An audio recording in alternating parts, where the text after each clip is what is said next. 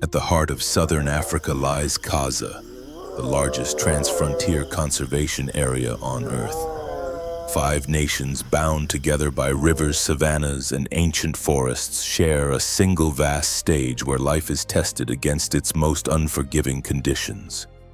Here, the boundaries drawn by humans mean nothing to hunger, to danger, or to death.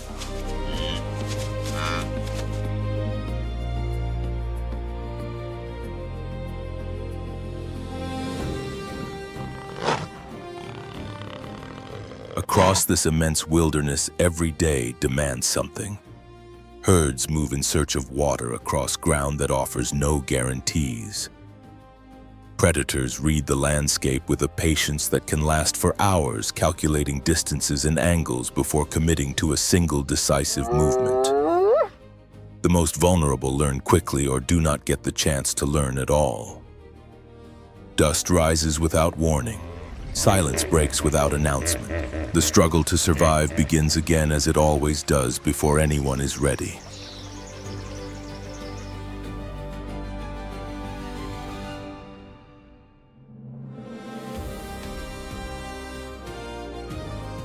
Kaza is not simply a sanctuary. It is a proving ground, a place where strength, speed, and the accumulated intelligence of generations determine who continues and who does not. Across these lands, shared by 5 nations, nature enforces its own laws. They are older than any border drawn on a map, and they are absolute.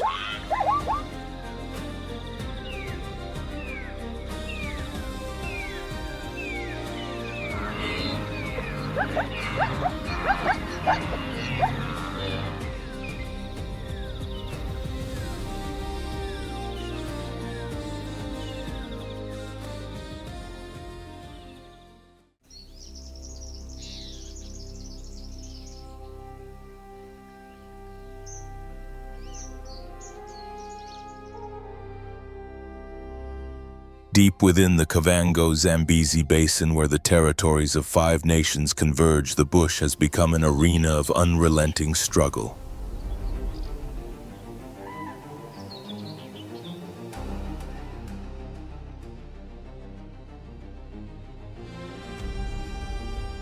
An unusually prolonged dry season has settled over the landscape like a weight dust, hanging thick and still above the low scrub, the air carrying the dry heat of a land pushed beyond its usual limits.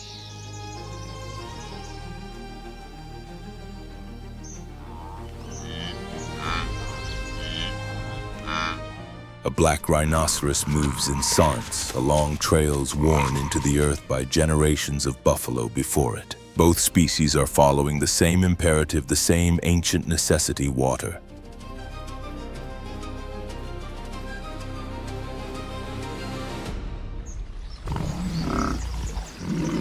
Not far across the scorched plain, a pack of African wild dogs crosses ground that only a few years ago formed part of a green and functioning migration corridor. Today it is barely recognizable. Each stride costs more than it should. Bodies that evolved over millions of years to cover vast distances with fluid efficiency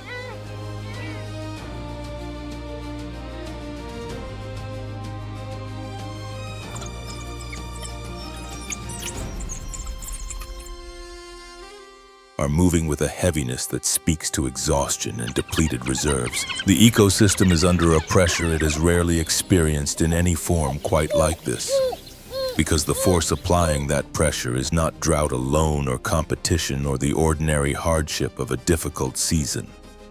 It is a crisis of a different kind entirely, one authored by human activity and accelerating beyond the pace at which wild systems can adapt.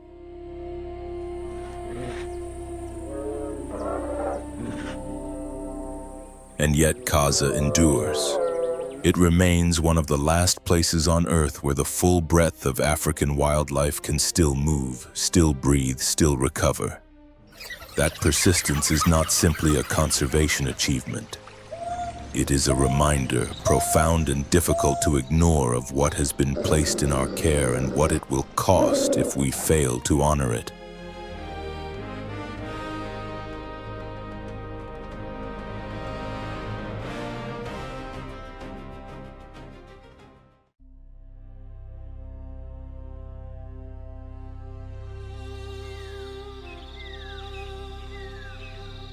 A new day opens as golden light filters through the tree line and spills across the African plain, drawing life out from the shadows.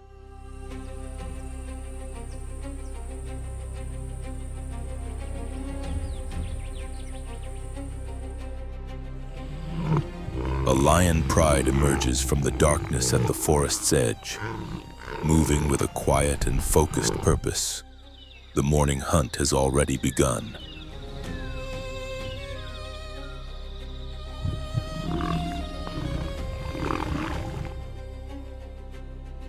In the distance, zebras and wildebeest move together across the grass, following the pull of greener pasture, unaware of how close they are moving to danger.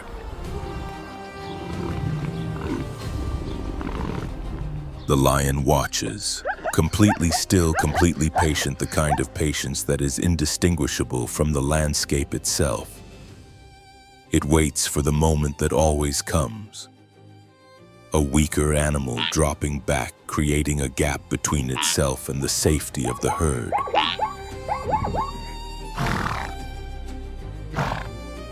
A zebra peels away toward a drying marsh, lowers its head, and drinks from what remains of the water-shallow, sun-warmed pools that will not last much longer.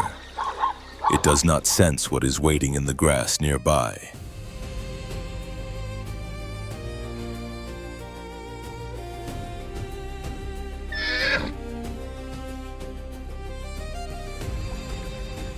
Exposed and absorbed in drinking, it has no warning before the lion launches an explosion of muscle and momentum that sends earth and dry grass into the air. The chase tears across the savannah like a crack of thunder, a desperate, committed sprint in which every second is everything.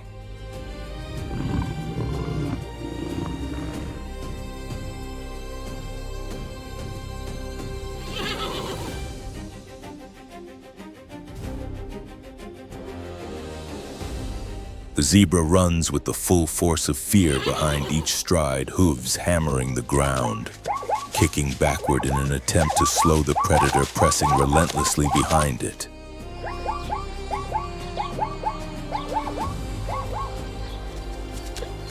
Then the lion makes its final move, leaping, landing hard across the zebra's back.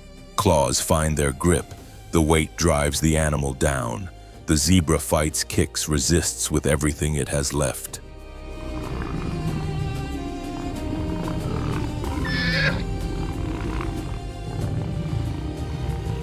But the hold does not give. Strength and instinct in the end override panic. When it is over, the cubs approach, curious, calling softly, watching the adults and mimicking what they see, beginning to learn the lessons that will define the rest of their lives.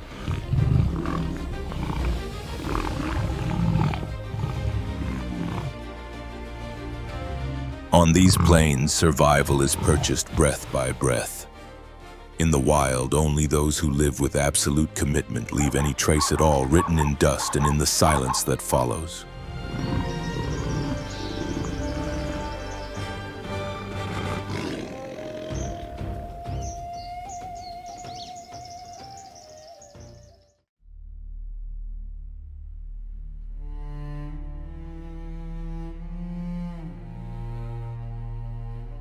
Beneath the relentless African sun, a silhouette moves with unhurried confidence across the open ground. The distinctive sloping back and measured gait of the spotted hyena, an animal that has provoked unease in human observers for as long as the two species have shared this continent.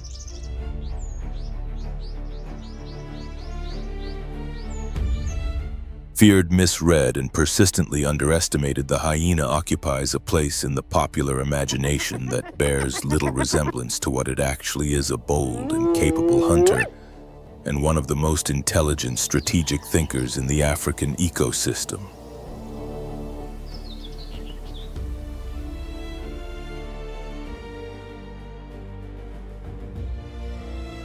It is found across much of the continent, from the edge of true desert to the margins of forest, thriving precisely in the places that test every species most severely.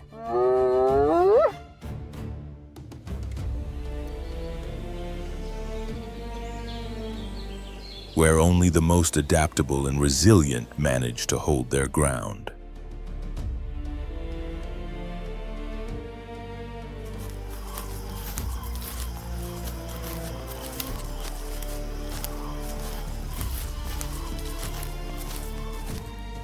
Among the predators of the savannah, the spotted hyena does not merely compete.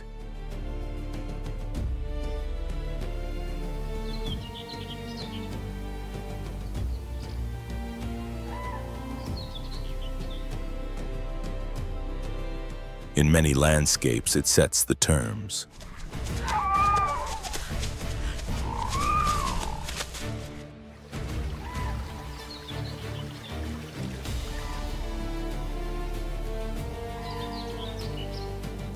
Its hunts are not opportunistic scrambles.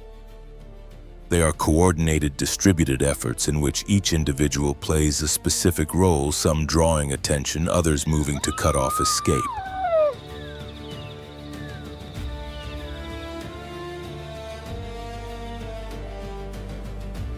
The combination of endurance and strategy is formidable.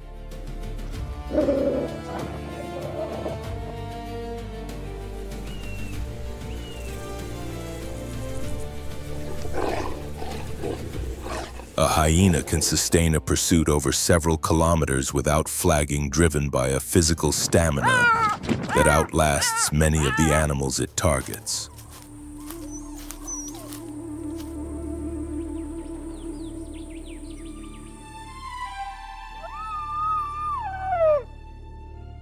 The sound that defines it in the human mind, that rising, unsettling call, is not laughter in any human sense.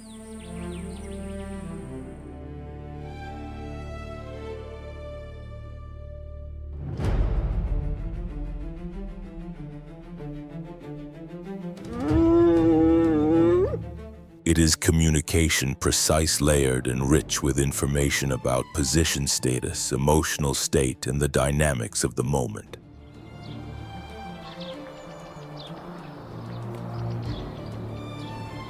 Within the clan, bonds run deep. Hyenas recognize one another across time, respond to loss, and maintain social connections that go well beyond the transactional. They do not simply coexist, they belong to one another.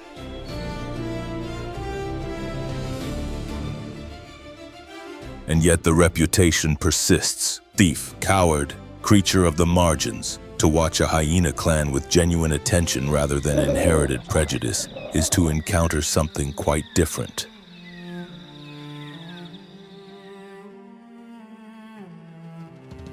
An animal whose role in the ecosystem is not incidental but foundational.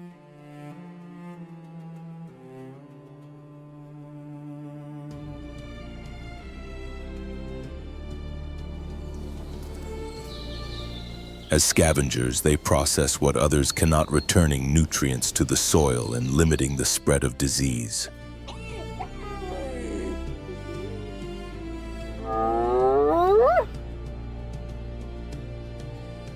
Without them, carcasses accumulate, pathogens persist, and the balance that sustains everything else begins to slip.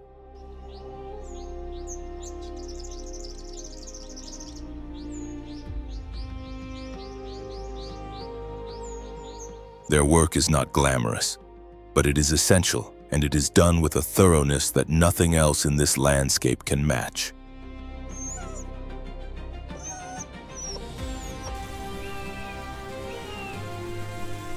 Every kill, every carcass consumed, every bone reduced to powder leaves its mark on the health of the savannah. The hyena is a reminder that survival does not always arrive in a form we find easy to admire, but that does not make it any less necessary.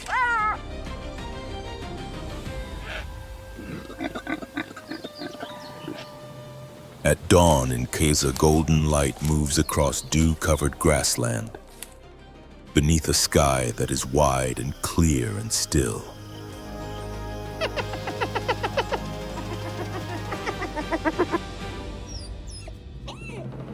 The air carries the coolness of the night just past.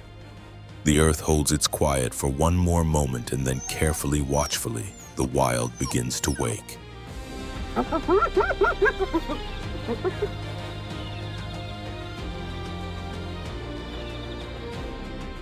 In the tall grass, something stirs. A clan of hyenas stretches and shakes off the stillness of a long night's rest, eyes adjusting, ears already turning toward the sounds of the waking landscape.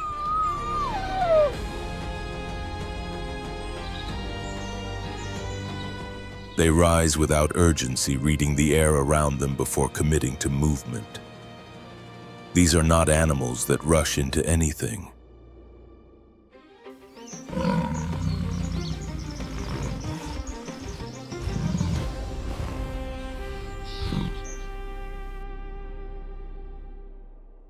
They are patient, coordinated, and possessed of a social intelligence that shapes every decision the group makes.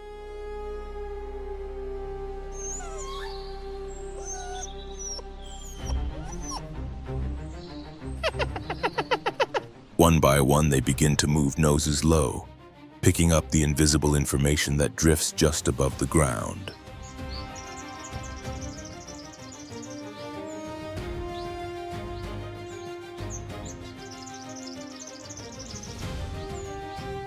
Their ears tighten. Every sound is data, a shift in wind, a distant footfall, the rhythm of breathing that does not belong to the clan.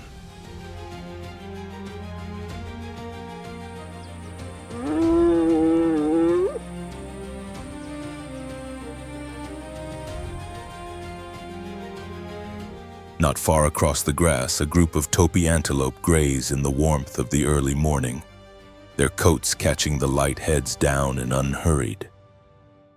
They have not yet read what the wind is carrying toward them.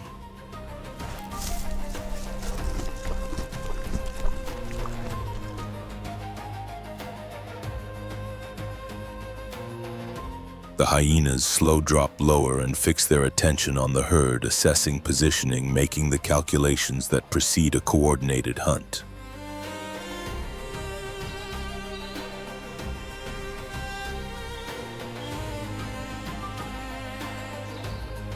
They spread out, a quiet, deliberate opening of the formation, each animal taking its place without signal or instruction, moving through the tall grass like shadows with intent.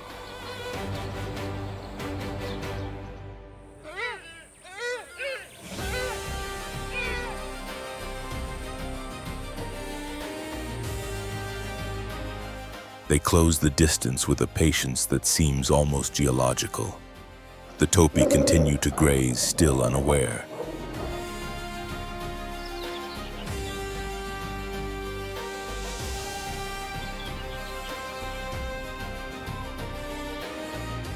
Then, without warning, one hyena breaks, accelerating hard through the grass, the stillness of the morning shattered in an instant.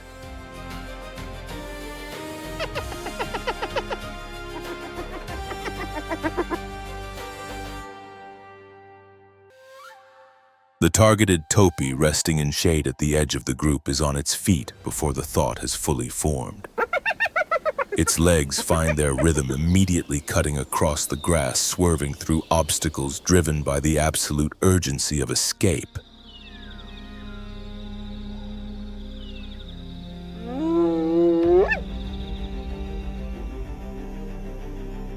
But this animal is faster today than the pursuit can match.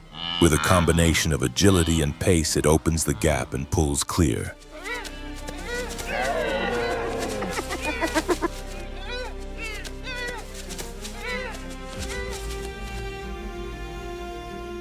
The hyenas pull up, breathing hard, eyes still sharp despite the outcome.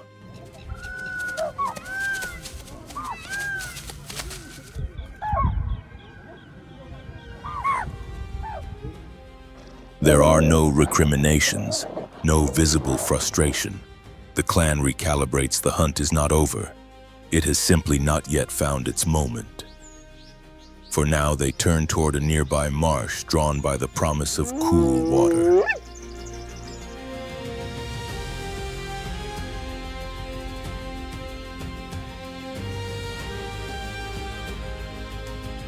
They wade in slowly, bodies sinking into the shallow mud, the tension of the morning releasing into the stillness of the pool.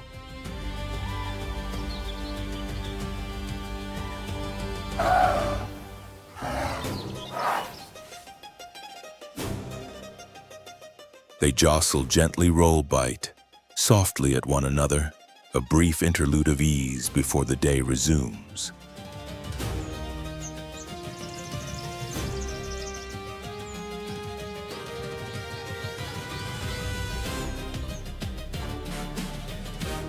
The heat begins to build, and for a short while the wild lands of Kaza settle back into something resembling quiet.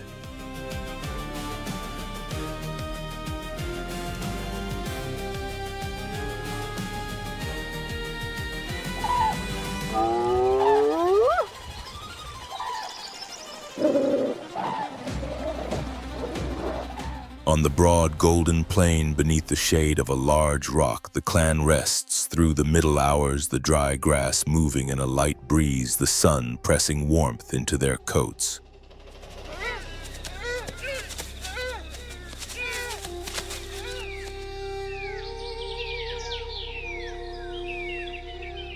It is a moment of temporary stillness that the savannah allows only sparingly.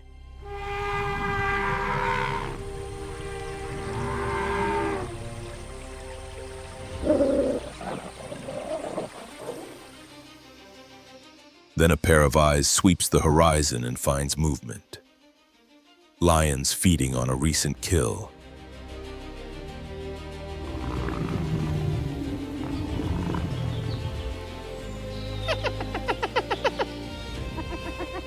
The shift in the clan is immediate. Curiosity sharpens into focus, and focus sharpens into hunger. The scent of fresh meat reaches them on the air and moves through the group like a current.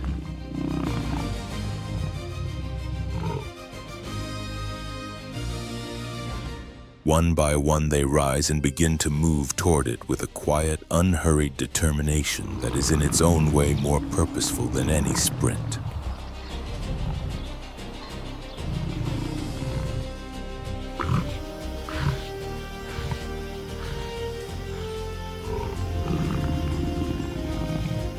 Lean silhouettes drifting across the golden plain, deliberate, soundless converging. The lions, heavy with feeding, have grown careless in their rest, unaware of what is drawing closer across the grass. Hunger is a remarkable clarifier. The hyenas read every detail of the scene ahead.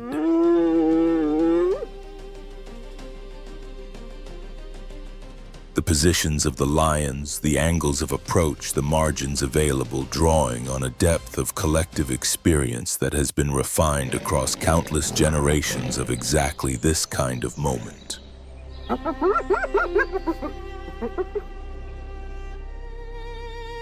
At the front, a bold female sets the pace, her steps placing themselves on the ground with a precision that makes almost no sound at all.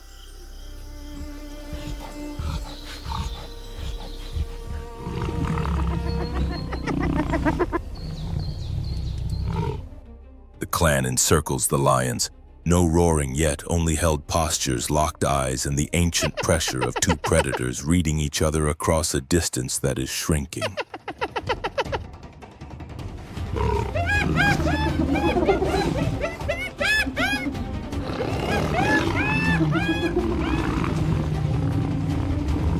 Above, vultures have already begun to circle, patient and unhurried as they always are. They know their turn will come when everything else has resolved itself.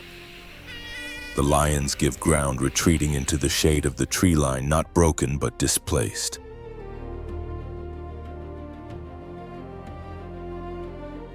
This loss, like so many others played out on these plains, will leave no monument, but it will leave a mark absorbed into the memory of the landscape itself. In Kaza, what determines the outcome of a confrontation is rarely size or strength alone. It is timing, nerve, and the willingness to commit fully at the moment that matters.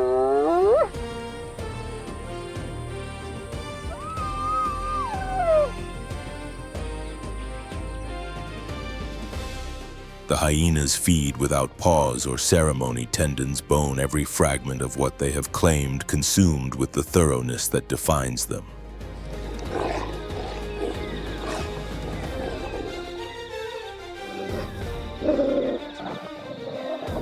Then the quiet returns, wind across dry grass, the distant echo of a struggle already finished. The carcass is gone, the dust settles, and the plain looks as it always has.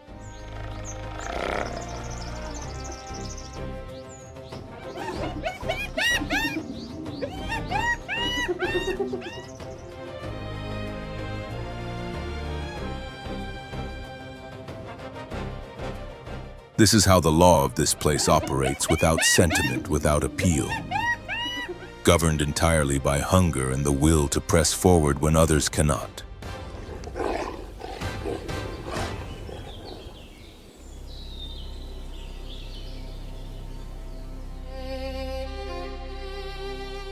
In a distant corner of Kaza, the silence is broken only by the dry creak of grass in a light wind.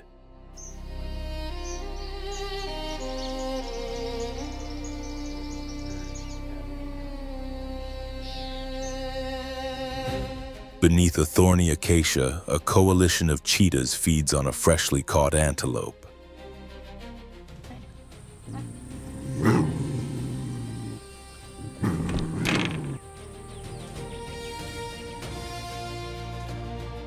The reward for a hunt that required speed coordination and the precise reading of a moving target.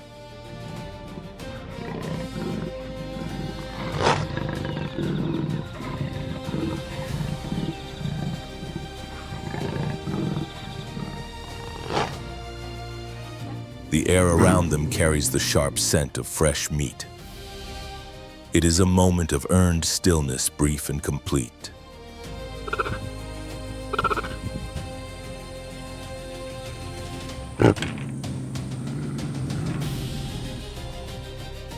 But in the shadows of the surrounding scrub, yellow eyes are already watching. A hyena breaks first, impulsive, driven by hunger that has overridden patience.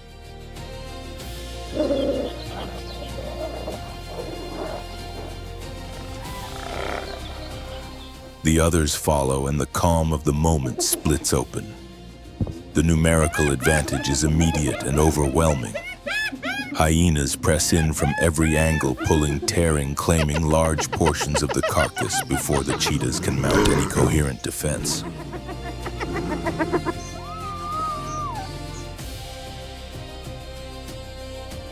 A young cheetah is knocked back, blood showing at its shoulder, and retreats as quickly as it can toward the safety of a nearby tree. Another attempts to hold on to what little remains, but two hyenas, growling in unison, push it aside without difficulty.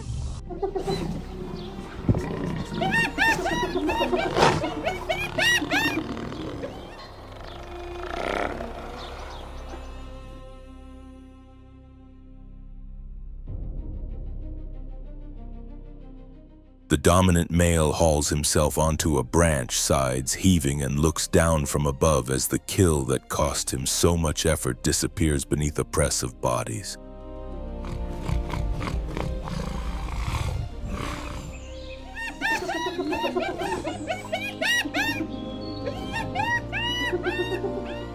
The air thickens heavy with blood, fur, and the raw energy of animals feeding with complete focus.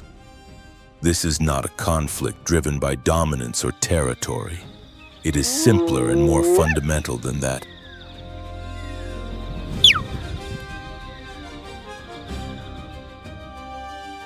It is survival expressed without restraint. The hyenas consume everything, muscle, cartilage, organ, returning it all to the earth with an efficiency that leaves almost nothing behind. Only crushed bone remains.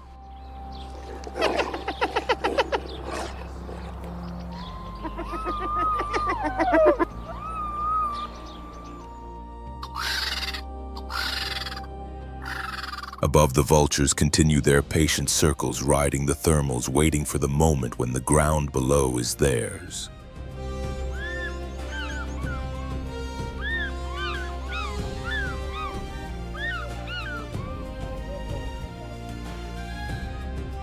In Kaza, nothing belongs to anyone permanently. No victory is secure, no matter what it costs to win.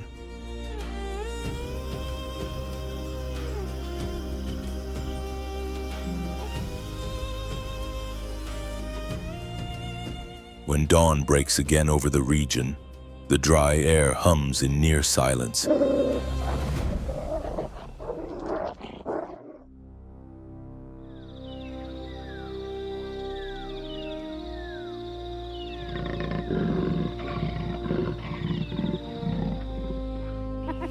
yellowed grass crackling under the weight of a rising sun.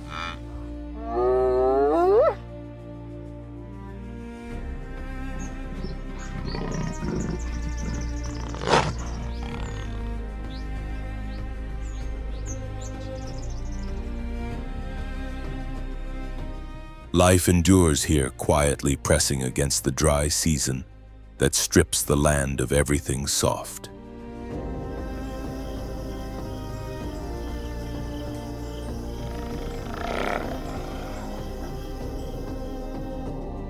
Beneath a thorn acacia, the hyena clan rests with distended bellies, the dried scent of last night's meal still clinging to their coats. For now, the weight of satiation holds them down.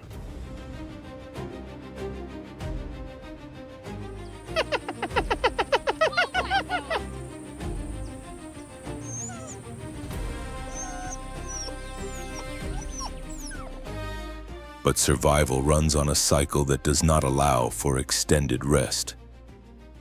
Hunger will return, it always does, and instinct in this world does not truly sleep.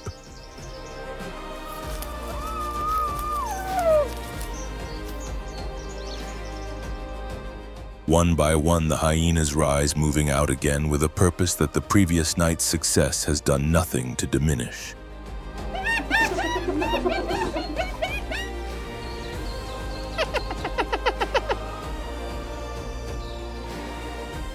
Noses working, ears up, eyes reading the landscape for any detail that does not belong.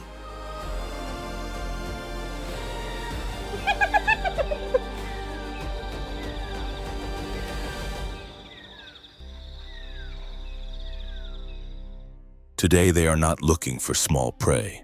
Their attention fixes on a scattered group of topy antelope, some grazing, some resting.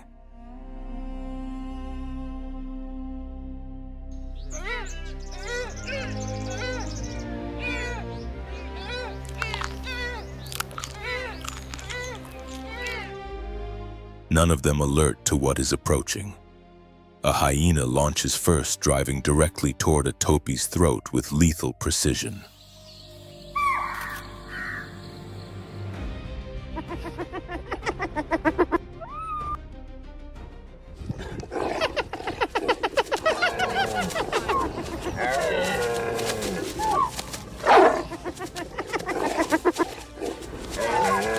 Claws cut the air, jaws snap, but the topy explodes into movement, driven by pure panic, kicking hard. The bite finds the thigh, tears skin, but fails to bring the animal down.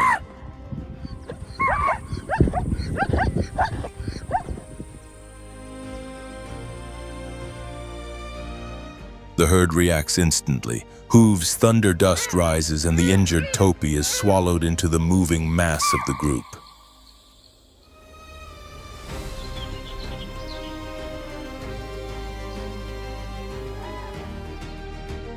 The herd moves on, but the injured animal falls behind alone now.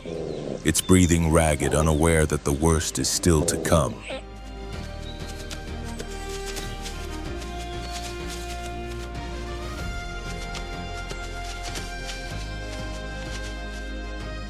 Then the final assault breaks from the grass, a surge of muscle and momentum that closes the distance in seconds.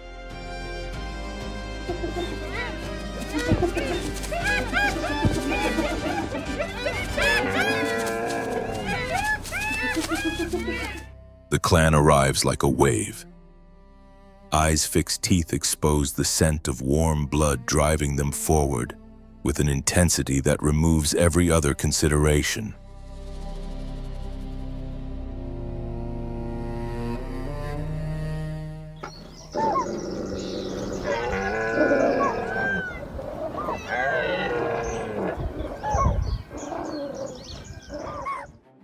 The topy goes down in a press of bodies.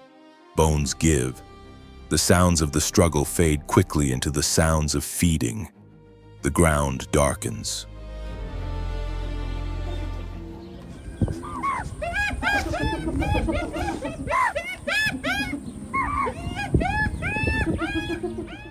A hyena takes the spine. Another opens the abdomen. It is violent, and it is coordinated, and it is over very quickly.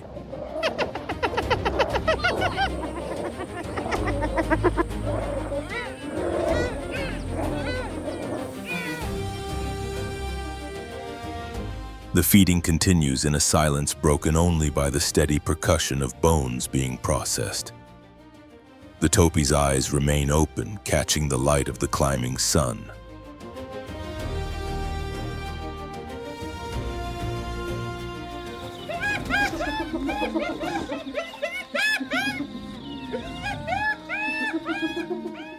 The hyenas work with singular focus, no conflict between them. No wasted movement, only the shared urgency of consumption before anything else can arrive to contest it.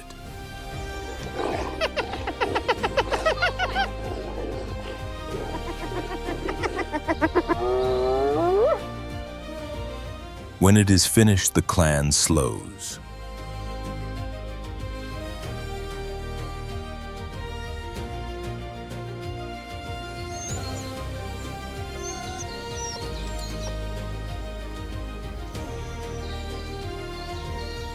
Bellies full, eyes half closed, they begin to disperse, moving back into the scrub one by one, dissolving into the bush as quietly as they emerged from it.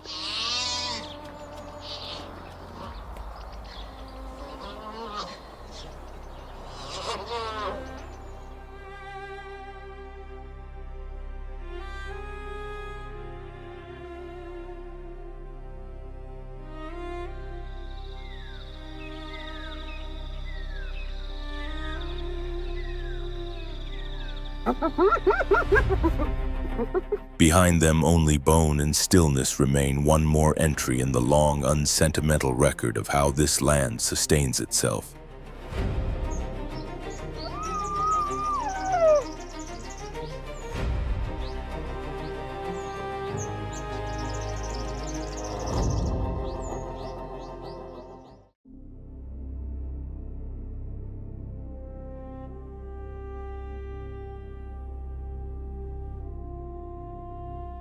Through the dense humidity of the landscape, presence materializes without announcement, deliberate, substantial, and entirely unhurried.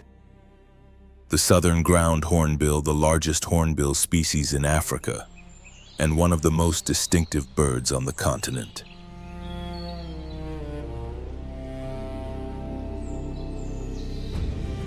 Unlike the many species that define themselves through flight, this bird moves primarily on foot, stepping across the wet ground with a measured, almost ceremonial patience, leaving dark impressions in the soft earth behind it.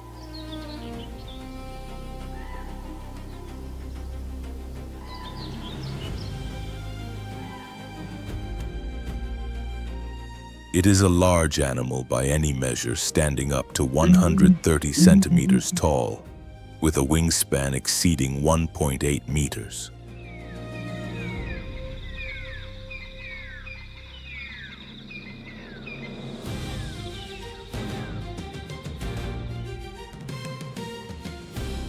Its plumage is a deep velvet black that absorbs the light rather than reflecting it, set against eyes of intense yellow and the striking red throat pouch that identifies it immediately against the open savanna.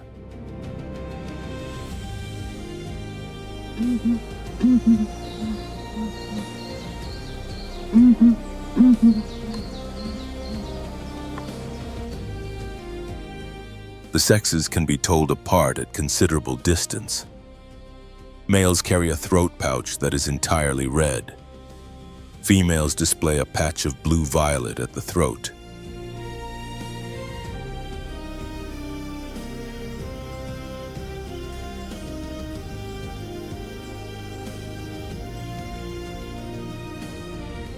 A distinction clear enough to read from far across open ground. They live in small family groups organized around a single breeding pair, with additional members contributing actively to the raising and protection of young.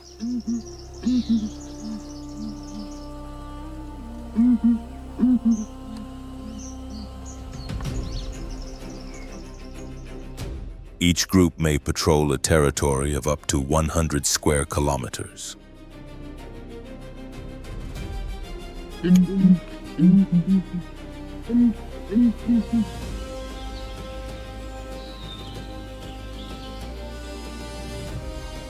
A remarkable range for a ground-dwelling carnivorous bird. Their diet includes large insects, small reptiles, amphibians, and occasionally young rodents.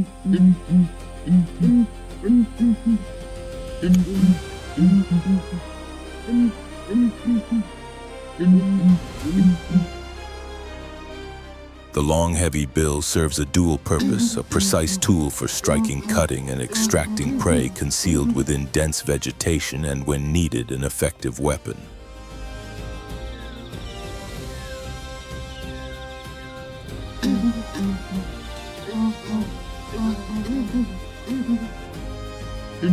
The southern ground hornbill does not hunt alone. When a group moves through its territory, the members spread out in a loose line, a slow, dark sweep across the landscape. Each bird working its section of ground, methodically covering the terrain with the thoroughness of animals that have learned not to miss anything.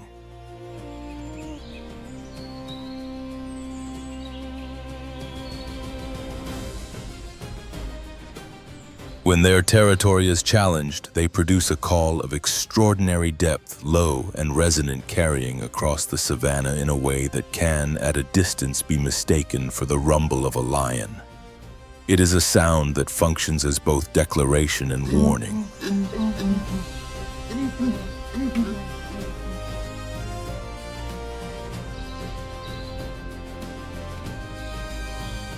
For all its physical presence, this species reproduces with a slowness that makes every individual count.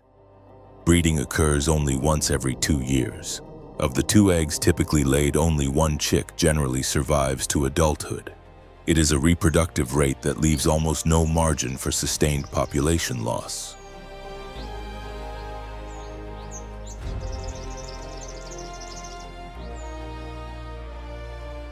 The ecological corridors and protected landscapes that CASA maintains across 5 nations provide some of the last genuinely viable habitat remaining for this species, a refuge that in a world of accelerating change has become increasingly difficult to replace.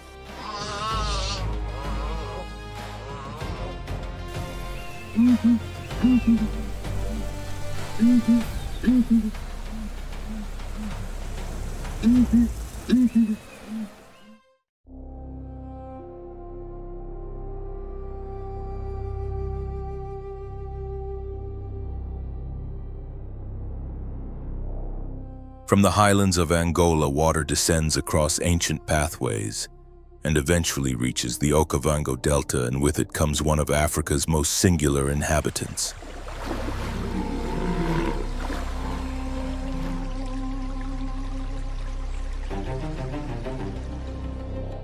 The hippopotamus carries a mass that can exceed 1.5 tons, yet in water it moves with an ease that its bulk on land does not suggest.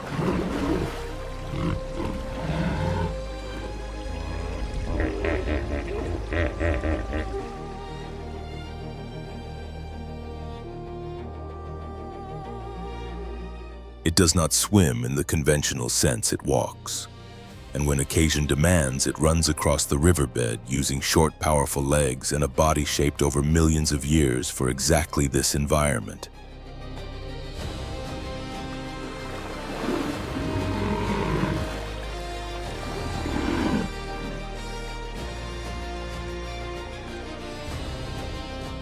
Beneath the still surface, a hippopotamus can hold its breath for up to 5 minutes.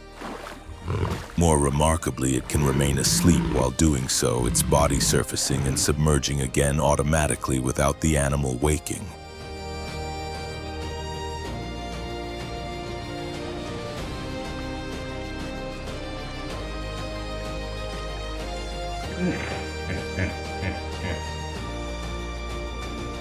Its closest living relatives are not found on land at all. The hippopotamus shares its deepest evolutionary ancestry with whales and dolphins, the result of a divergence that occurred tens of millions of years ago.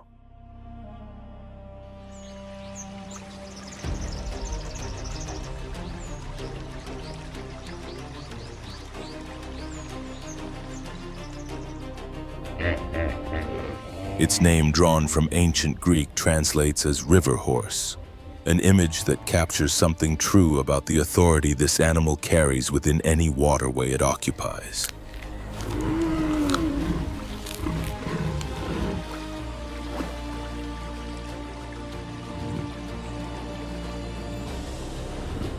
In the Okavango Delta, where seasonal flooding between June and August spreads across the low-lying terrain,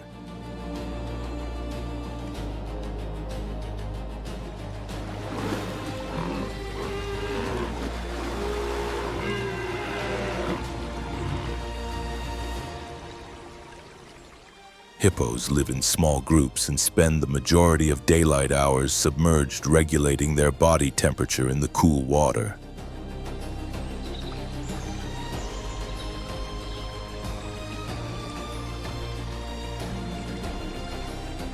After dark, they emerge to feed each individual, consuming around 40 kilograms of vegetation in a single night, moving through the bankside grasses with a thoroughness that leaves clear evidence of their passage.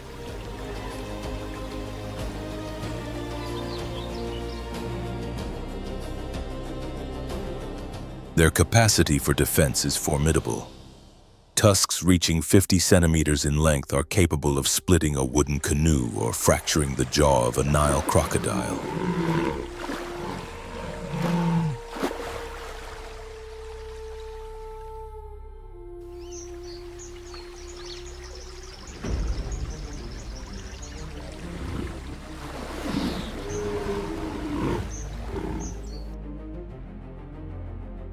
Despite being herbivores, hippopotamuses are widely regarded as among the most dangerous animals in Africa, fiercely territorial and capable of responding to perceived threats with extreme and sudden violence.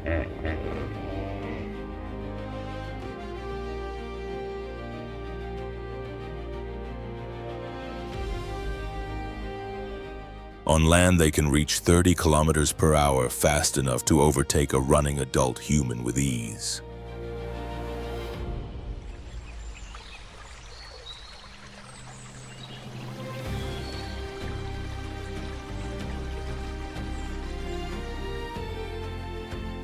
The skin of the hippopotamus produces a thick reddish-orange secretion that was long described inaccurately as blood sweat.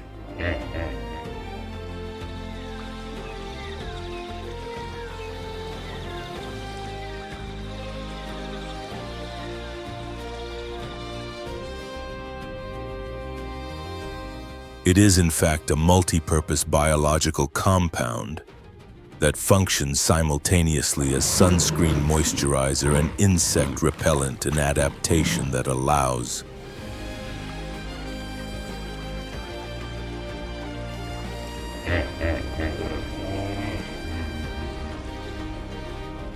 the animal to tolerate the intense solar radiation of semi-arid regions like Botswana, where dry season temperatures regularly exceed 35 degrees Celsius.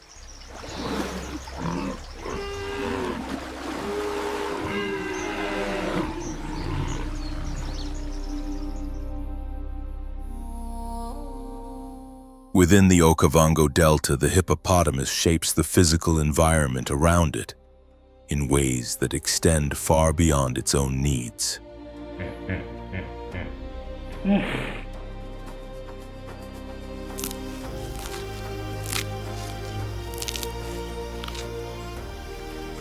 Every movement through shallow water opens submerged channels that regulate water flow and prevent the unchecked accumulation of aquatic vegetation.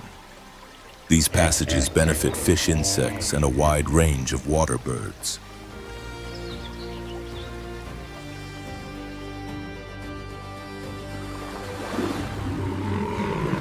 The nutrients released into the water through the animal's waste redistribute across the system, sustaining a cycle of fertility that operates quietly but underpins much of what makes the flooded landscapes of Kaza so extraordinarily rich.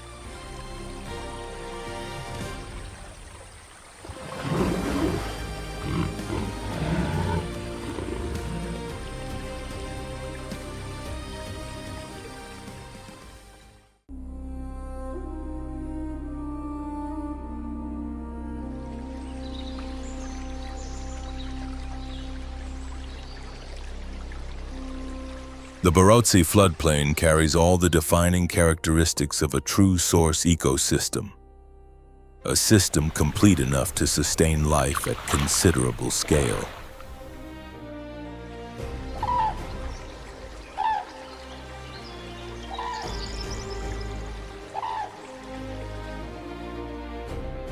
It is a vast depression that transforms with the seasons, filling with water to produce an expanse of low, dense, mineral-rich vegetation.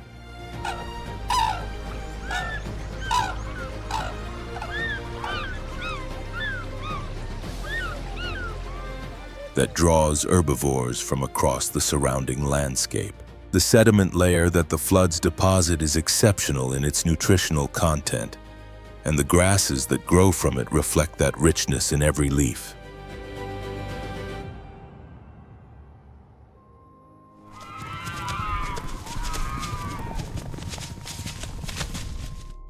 It is these conditions that bring the blue wildebeest back to this place year after year to breed and raise their young.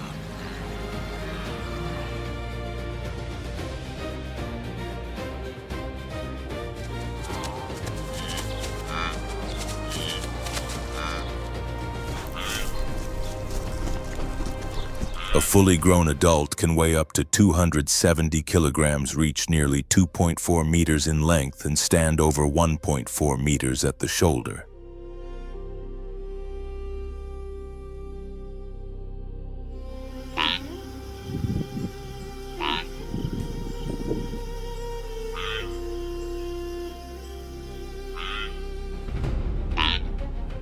The coat is a dark gray with subtle blue tones that give the species its name, and both sexes carry outward curving horns, a practical defense in an environment where the pressure of predation is constant.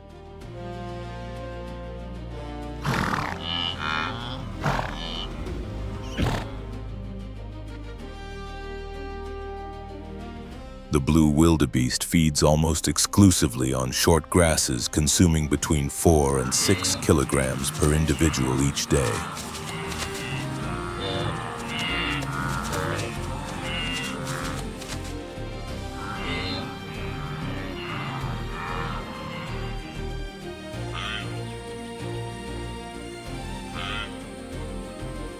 Far from degrading the landscape they move through, this grazing pattern actively benefits it.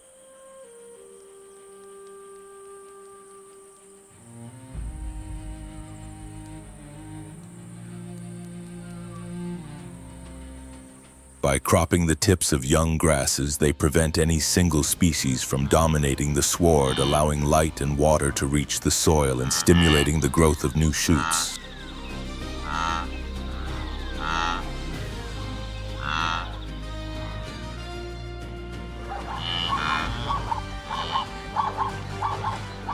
In this way, the wildebeest sustains the very system it depends upon, a quiet and continuous act of ecological maintenance.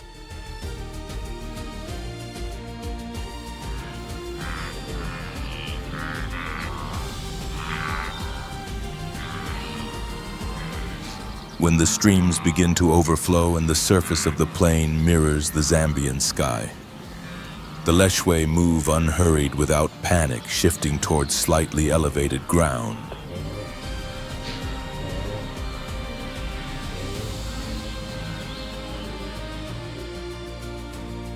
Where new grass is already pushing through the waterlogged soil. There is no stampede, no jostling.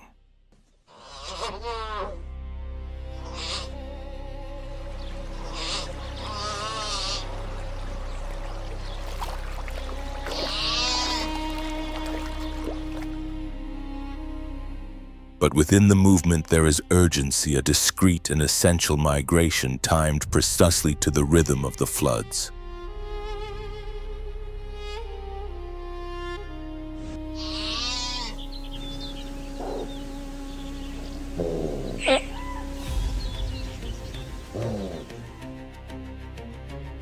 The leche's instinct for survival is inseparable from the specific nature of its habitat.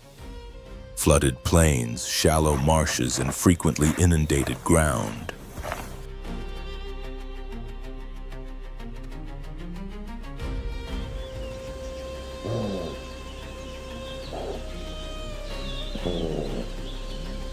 That most other species avoid. Its body reflects this specialization. Standing close to a meter at the shoulder and weighing between 70 and 120 kilograms, it is lean but resilient.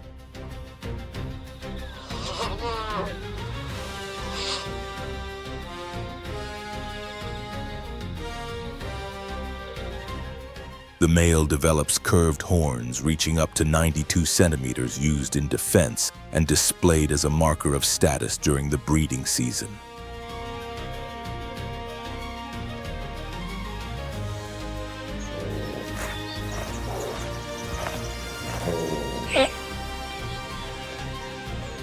The adaptation that defines the leche most completely is found in its hooves. Long, flattened, and spread wide, they distribute the animal's weight across soft ground and prevent it from sinking.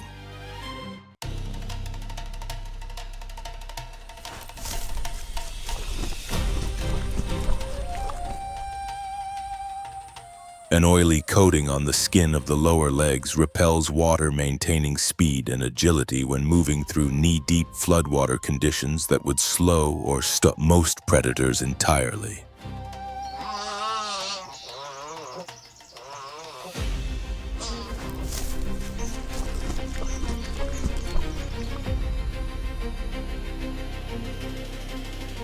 Lions and African wild dogs find these inundated areas a genuine obstacle. But for the eyes that watch from beneath the surface, the calculation is entirely different.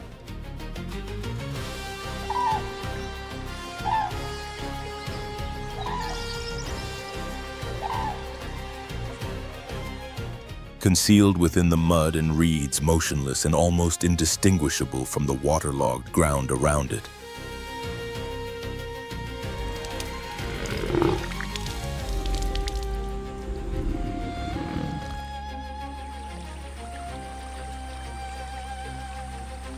The Nile crocodile waits.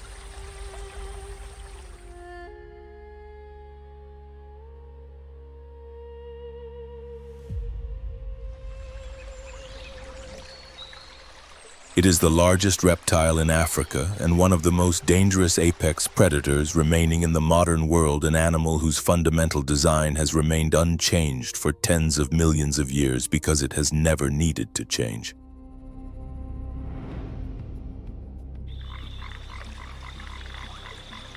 As the waters begin to recede and herds of antelope, zebra, and buffalo move onto the floodplain in search of fresh grass, the crocodile enters the most productive hunting period of its year.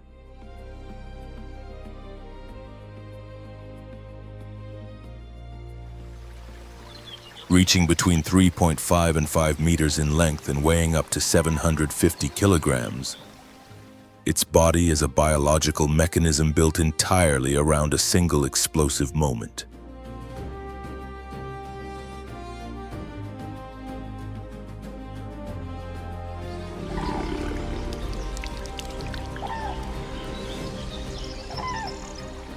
It lies beneath the surface with only its eyes and nostrils showing, tracking every movement that approaches, making calculations that require no conscious thought.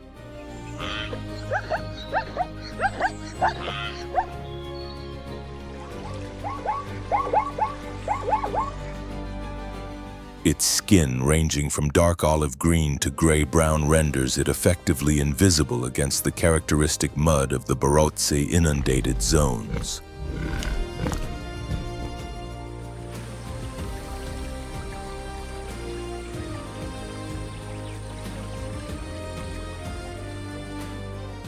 When the distance closes to a matter of meters, the attack is instantaneous.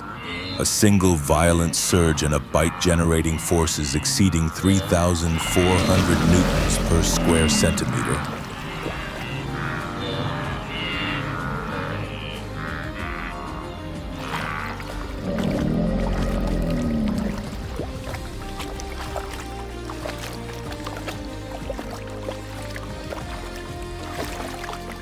Up to 8 times the bite force of a great white shark ends any possibility of escape in a fraction of a second. Ambushes of this kind do not occur every day.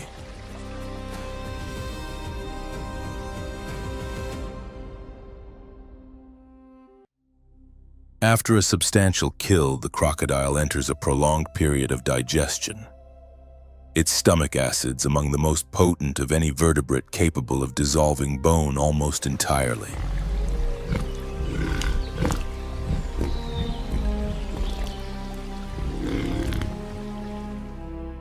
On the Barotse floodplain, every approach to the water's edge carries a calculation that the approaching animal cannot fully make. In a landscape that presents itself as calm and open, the boundary between survival and death is measured in the space of a single lunge and the beat of a heart that may not complete its next cycle.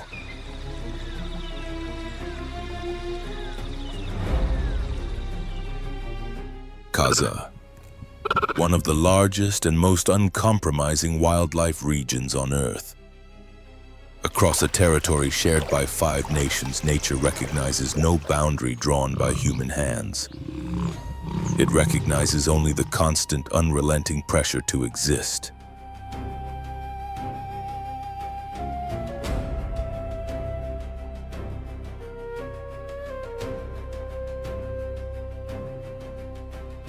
Every day across the plains, the rivers and the forests, silent confrontations play out, and irreversible decisions are made.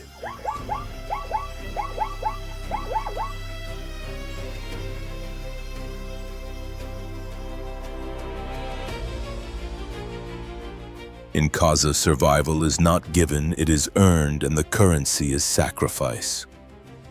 Hunger drives movement forward, fear triggers response.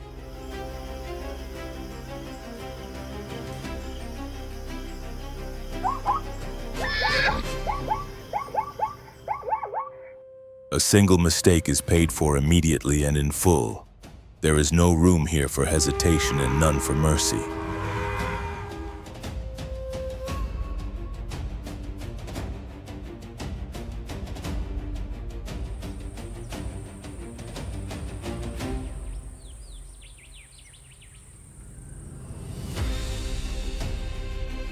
Predator and prey are locked together in a cycle as old as the land itself, where strength, speed, and instinct determine who continues and who does not.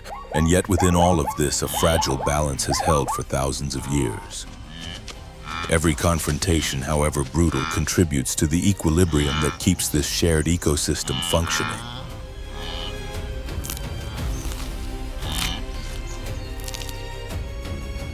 Kaza is not simply a theater of natural conflict. It is evidence that life endures precisely because it never stops fighting for itself.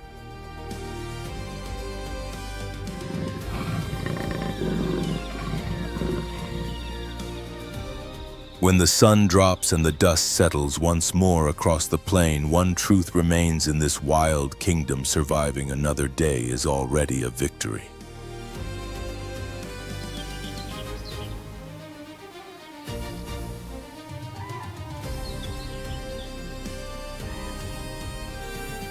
If this journey through one of the planet's most untamed corners has moved, you don't forget to like and subscribe to Beast Call Nature.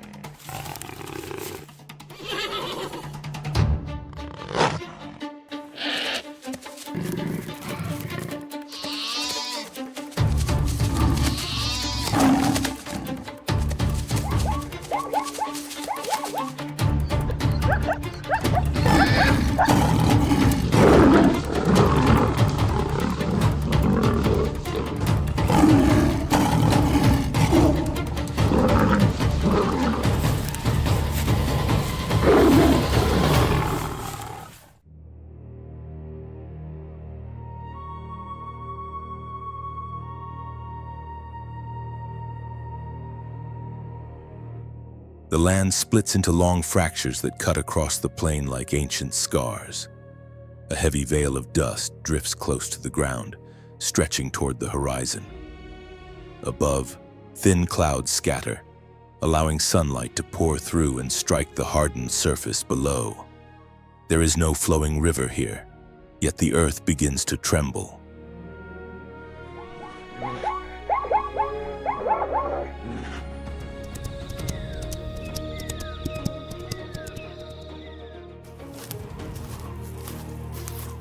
Across the cracked crust, thousands of hooves strike in unison.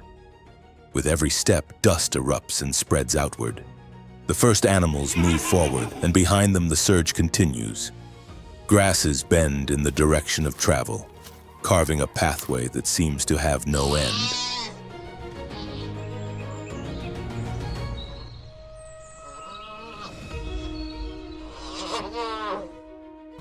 The entire savannah moves to a single rhythm. From the open plains of the Serengeti to the gentle lowlands of the Masai Mara, the ground is no longer still.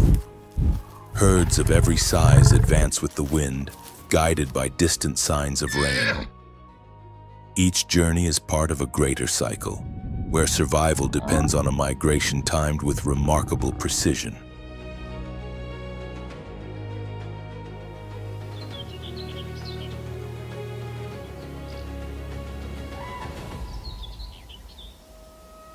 Nothing in this ecosystem remains unchanged.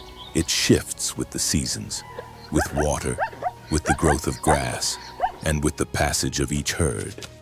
Every species plays a defined role, and every behavior helps sustain the pulse that keeps the plains alive.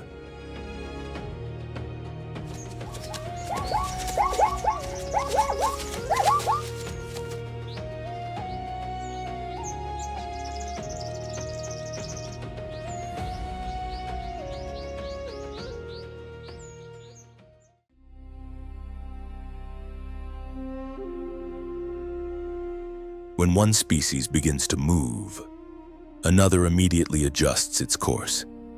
As grass is grazed down to the soil, waste returns vital nutrients to the ground. When prey falls, decomposers are already in place.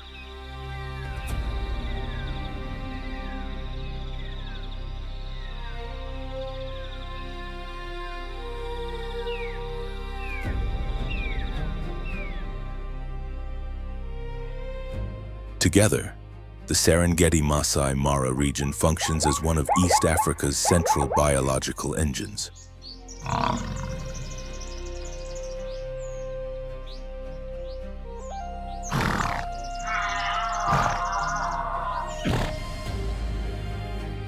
Energy is generated the moment hooves strike the earth and is carried onward through every mouthful of grass, every chase, and every fallen body.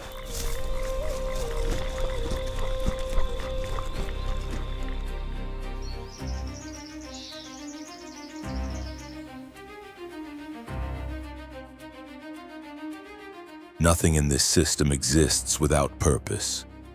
Each element matters only when it flows with the natural rhythm.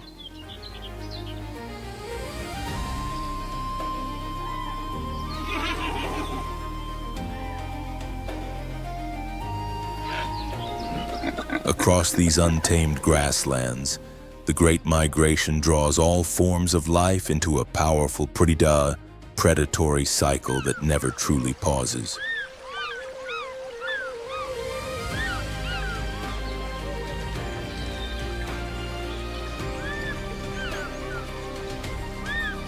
Fresh shoots blanket the land after recent rains, their narrow leaves bent in unison by the wind.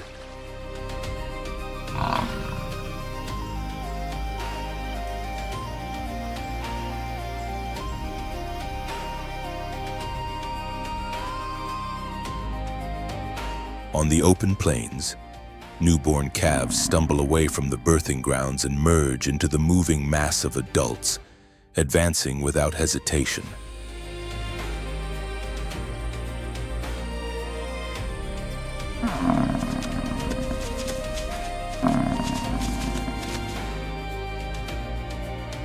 They do not wait for strength to build. Motion begins at once. As the rainy season reaches the southern edge of the Serengeti, wildebeest herds leave their calving areas.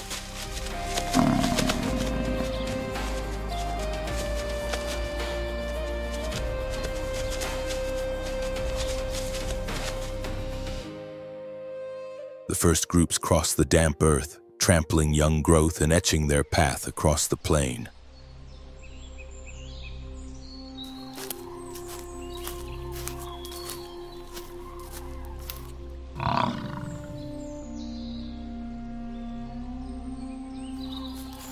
The movement does not break. Smaller groups merge into larger bodies as herds from different directions converge along shared corridors.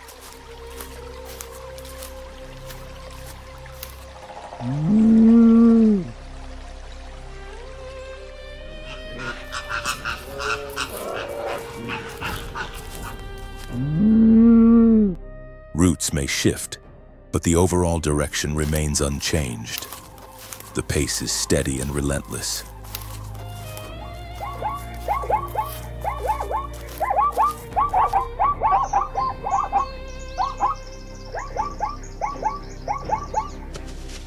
Under thousands of hooves, the ground yields, forming deep impressions. Grass is pressed flat.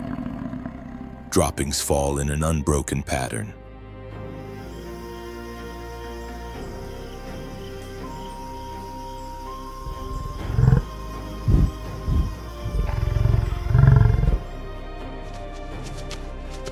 The air grows heavy with the scent of bodies, waste, and churned soil. Every footprint marks the passage of a living current sweeping across the savannah.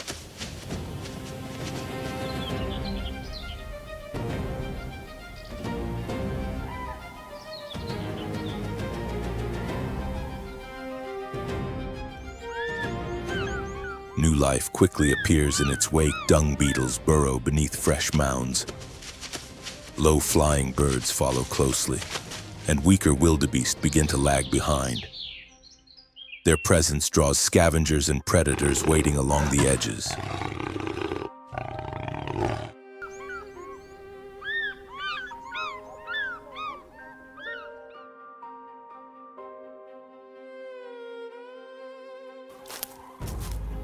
The migration cuts through the grasslands, opening pathways that other species soon follow.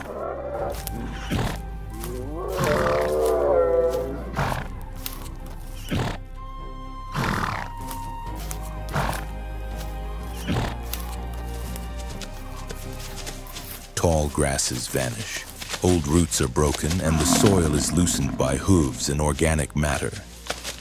Each area they cross becomes a zone of biological renewal after the dry season.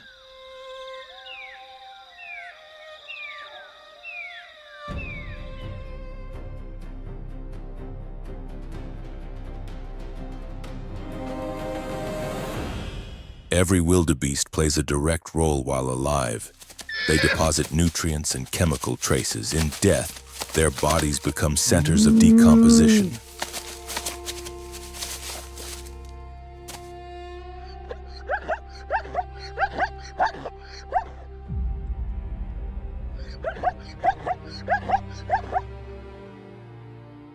Birds, insects, and microbes arrive in layers. There is no need to search. Food is already available for scavengers. There is no delay. Beetles immediately begin their work.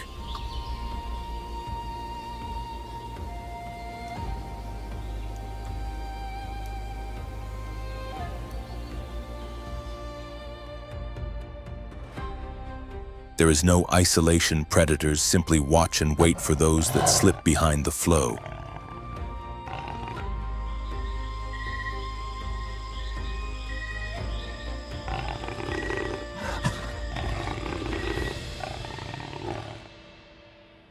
All life benefits from this concentrated movement.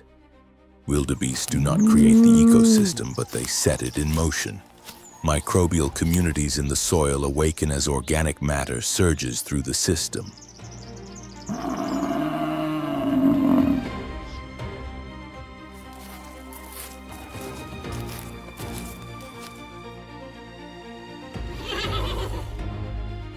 Other species begin their own journeys as the wild pulse passes.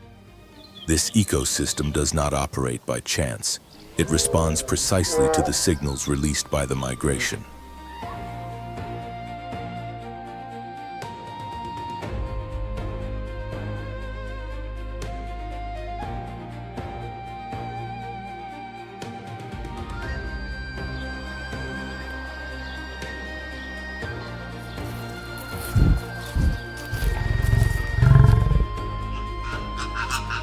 As the wildebeest press forward, the grazing zones along their migratory corridor are reshaped in real time.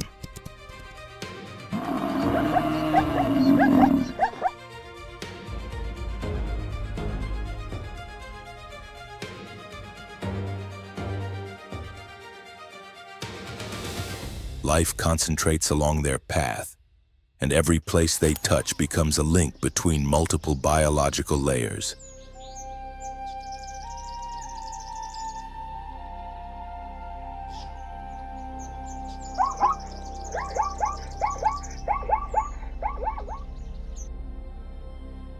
No single species clears the way alone. No cycle begins without a trigger. Reproduction follows the rhythm of the rains while the soil still holds moisture. New life is born.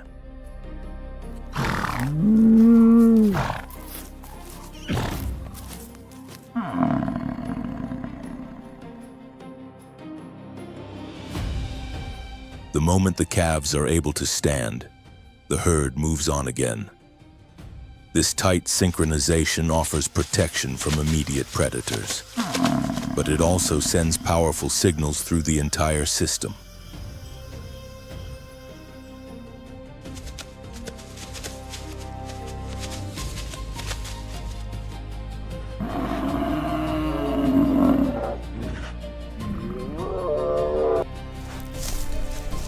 The landscape left behind changes rapidly. Grass sprouts where it was once trampled. Bacteria break down organic remains, and moisture is retained near the surface thanks to the fresh input of nutrients.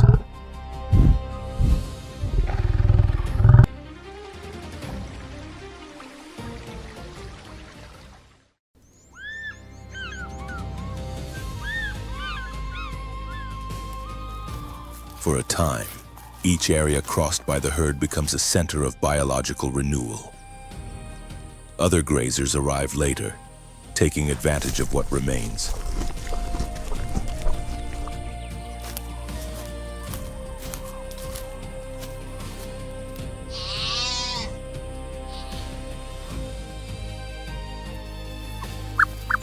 Older vegetation has already been consumed, allowing shorter, younger grasses to flourish. There is no direct competition. Many species rely on the wildebeest's passage as a natural process of clearing and renewal.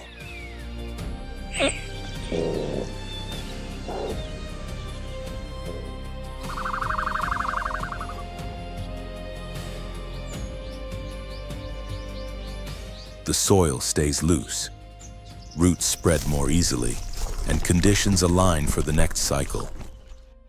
The moving mass of wildebeest also reshapes the strategies of predators.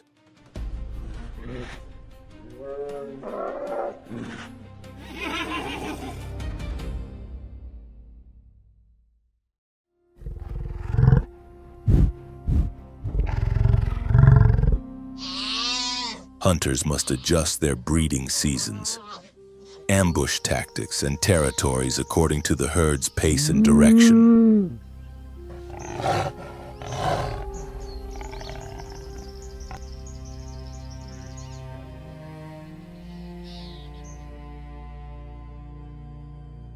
Scavenging birds track the places where carcasses appear. Vultures, crows, and wild dogs gather around zones marked by decay.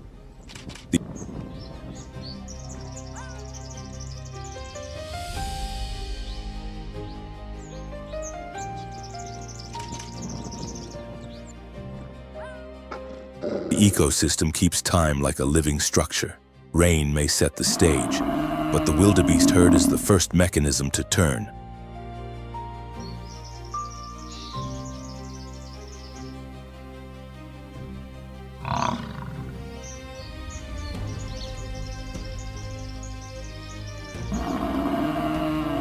No single animal chooses the route, yet together they generate enough momentum to drive the entire system.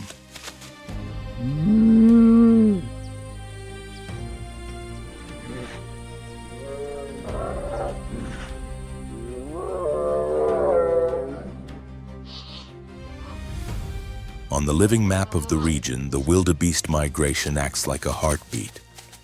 Each year, that pulse returns.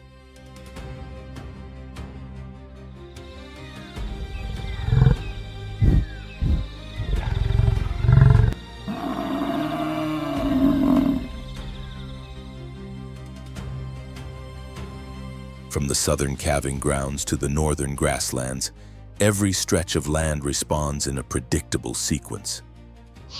Other species do not exist because of the wildebeest alone, but the functioning of the system begins with their passage.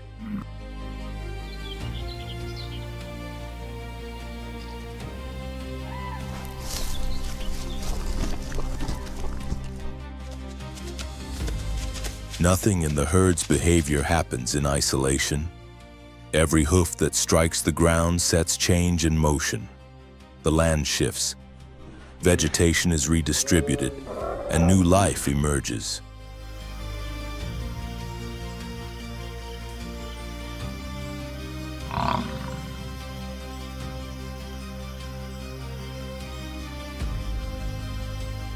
This is why wildebeest signal the beginning of the life cycle in East Africa, not because they are the strongest or the fastest, but because their first step sets the entire ecosystem in motion.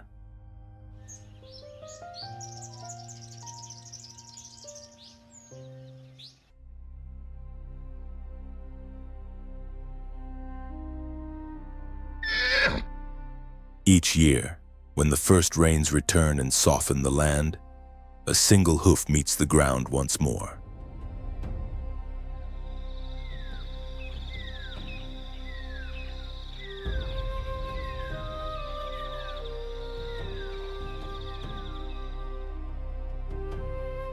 From that moment of contact, the cycle of life begins again.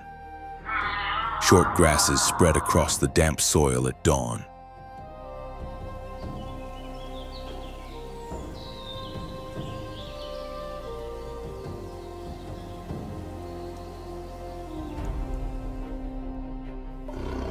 The air is still. At the edge of a shallow hollow, a pride of lions lies pressed low, concealed among scattered shrubs.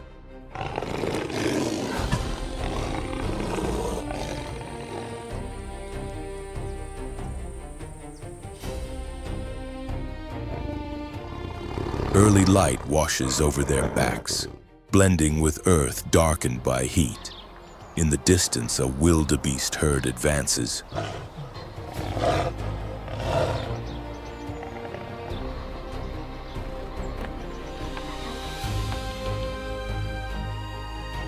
The groups stretch into loose lines, shifting direction as they follow the low ground.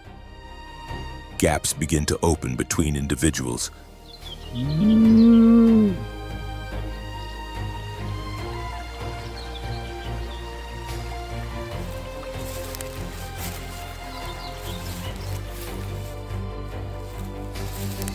Young calves drift toward the edges, and the lions hold their ground, using the contours of the land, moving in wide, deliberate arcs.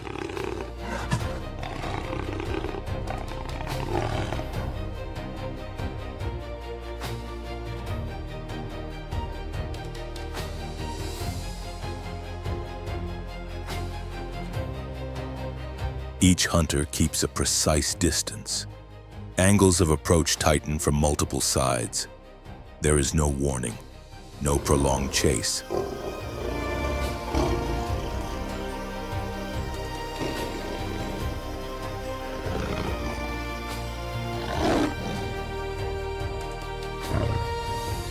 As the herd crosses the depression, the moment unfolds. One animal becomes separated. Its escape route narrows.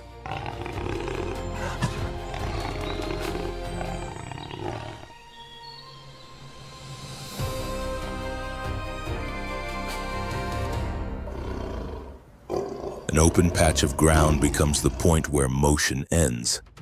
The prey falls, and the grass is pressed flat beneath it.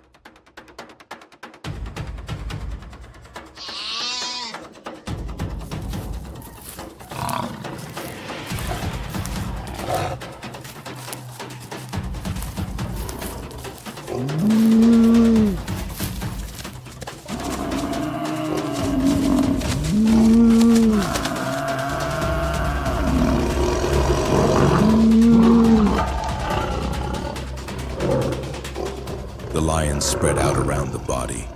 One secures the kill, while the others melt back into cover.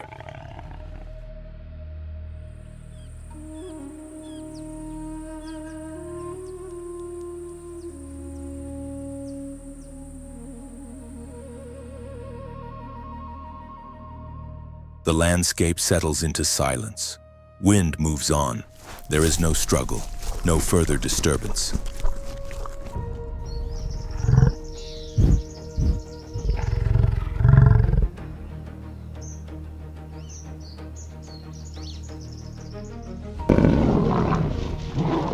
Hoofprints remain etched into the loosened soil.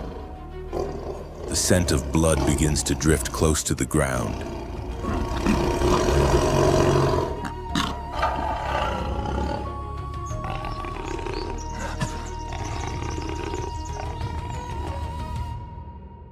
This hunt is driven by precision, not speed. Lions do not rely on long chases. They succeed through positioning, spacing, and a deep understanding of herd movement.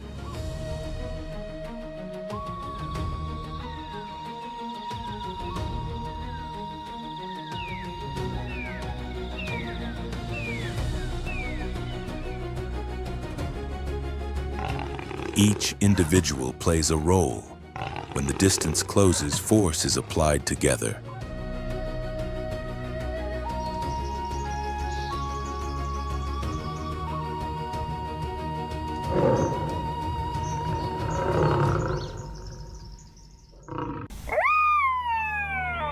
Often, prey is taken in moments of imbalance, too far from protection and too close to avoid the closing circle.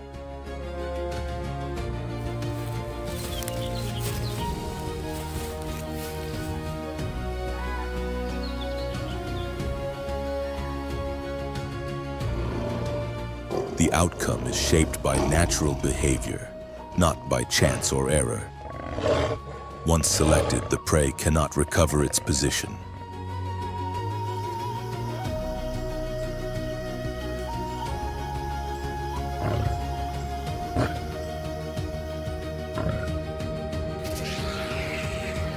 High above, scavenging birds sense the warmth of the body and begin to circle at altitude.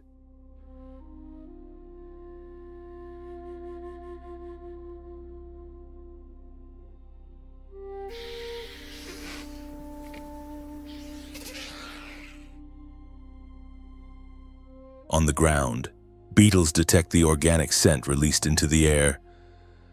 Decomposers arrive even before the lions leave the site.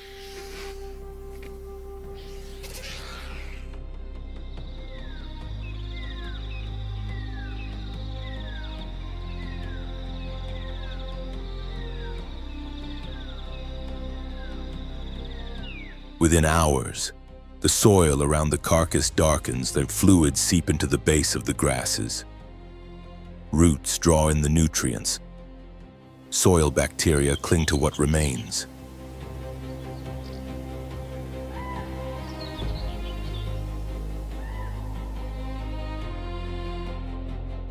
New shoots begin to rise, guided by heat, moisture, and nitrogen.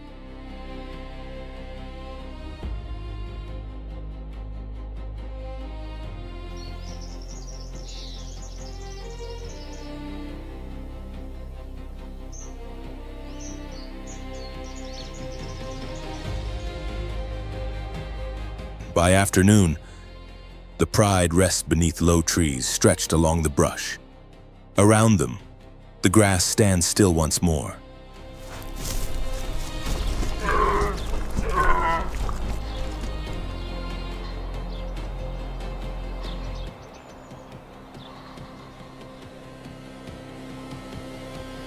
No major movement follows. The marks of their paws extend across the softened paths and fade at the edge of the plain.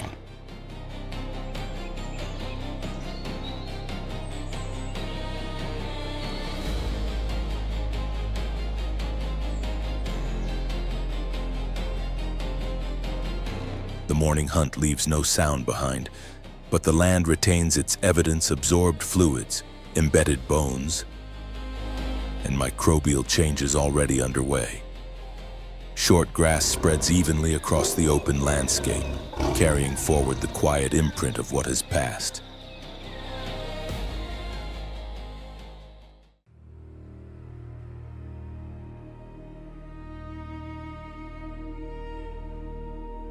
The ground is dry and fragile.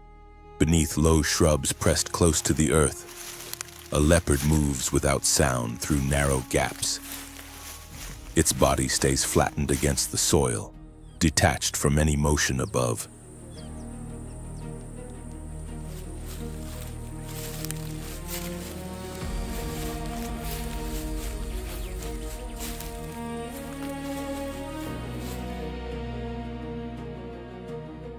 The wind shifts again and again, pushing patches of grass in different directions.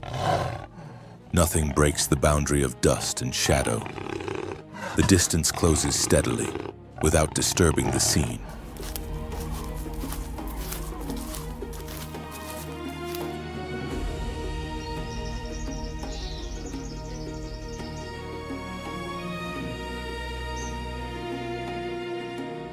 Ahead, a group of Thompson's gazelles feeds, spaced in loose, even lines. Younger animals linger toward the outer edges, drifting with the breeze.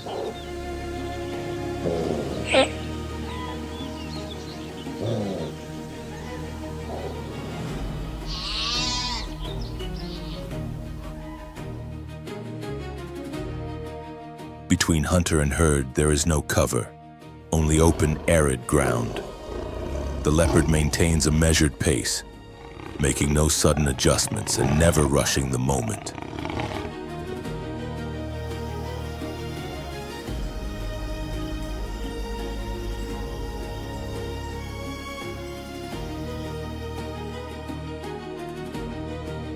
At a workable range, it pauses beside a small rise. Its body folds into the edge of shade.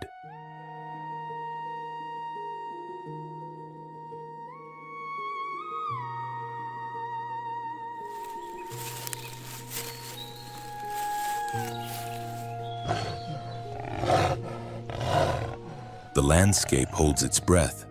When a leopard hunts on open plains, conditions must align gentle undulations in the land, evenly scattered shrubs, and prey that remains spread out rather than tightly grouped.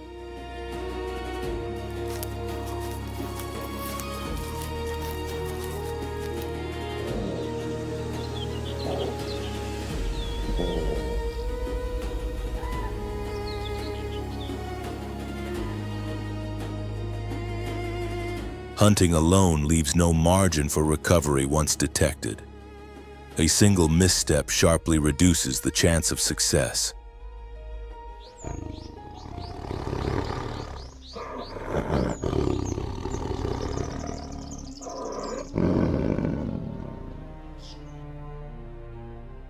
There is no partner to disrupt the herd, no coordinated retreat. Every phase depends on closing the gap with absolute precision.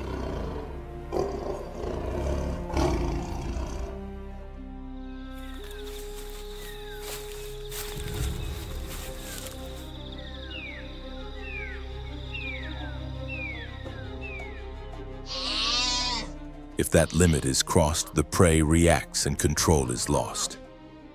The leopard is not built for endurance across open ground. Its strength lies in short bursts of speed.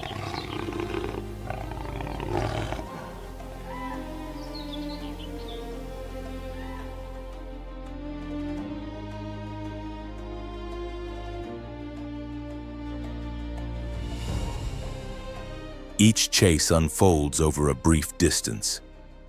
If the line breaks or the gazelle responds instantly, The attempt fails, and failure is more common than success.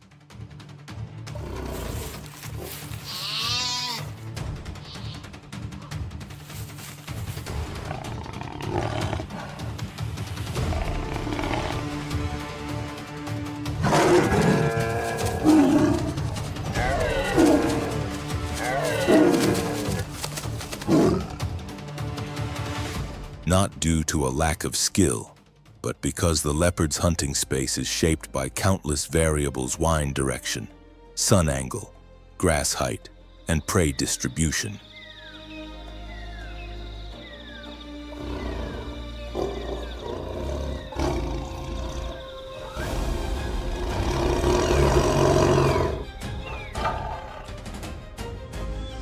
Even so, its presence alone alters gazelle behavior. Small herds rarely remain spread out in exposed areas.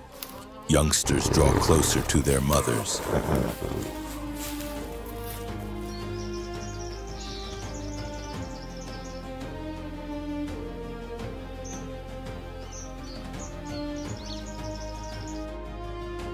Feeding pauses.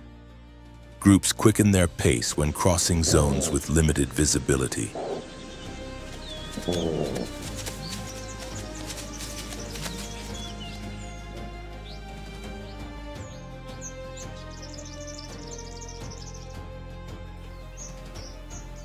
A successful kill is not required to leave an effect.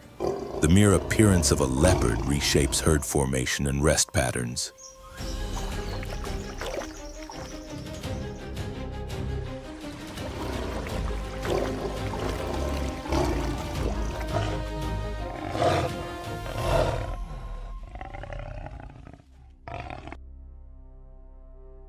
Grazing cycles shift, reducing pressure on a single spot and spreading vegetation used more evenly across the region.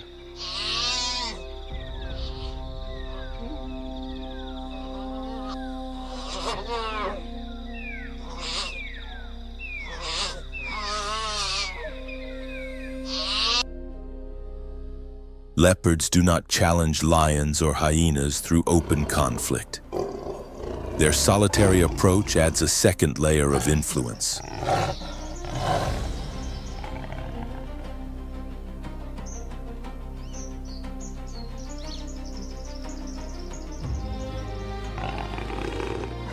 They avoid direct competition, yet they shape how prey occupies the landscape. No herd stays concentrated for long. No herbivore holds prolonged control over the plains.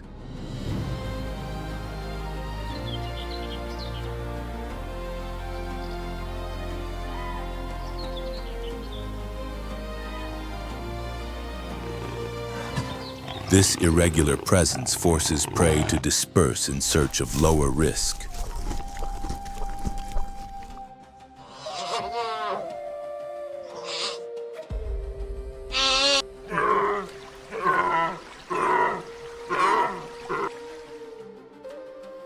No group maintains the same structure long enough to damage grass growth. No area is stripped bare. The pressure is subtle but constant.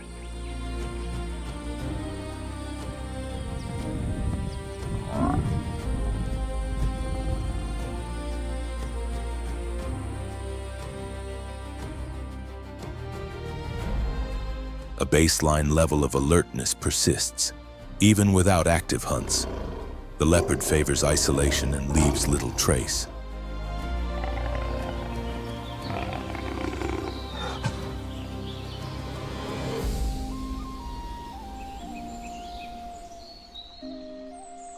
It draws no gatherings of scavengers.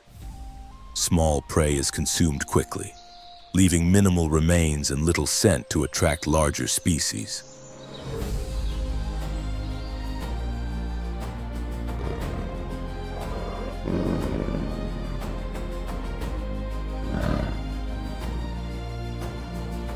By selecting smaller animals, the leopard limits interference and avoids attention.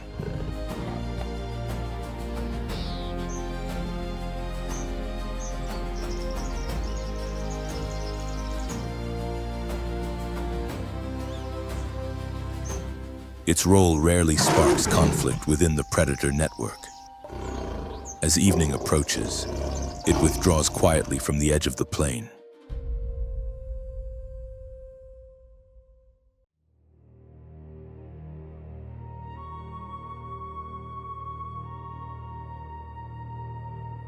Across the Grumeti Plains, the ground bears fine cracks left by a brief dry spell.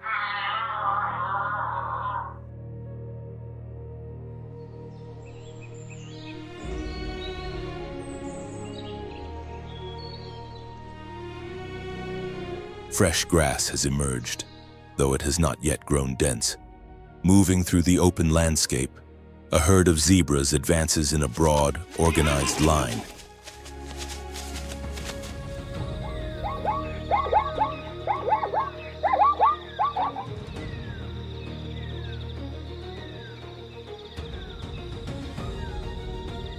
Their passage raises little dust. The great wildebeest herds are still distant, not yet reaching this transitional zone. Striped bodies glide across the plain, trimming the grass as they head east and northeast.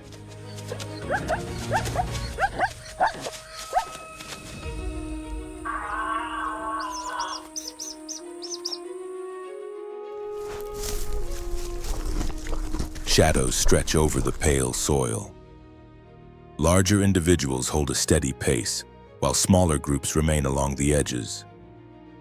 The leading position shifts constantly.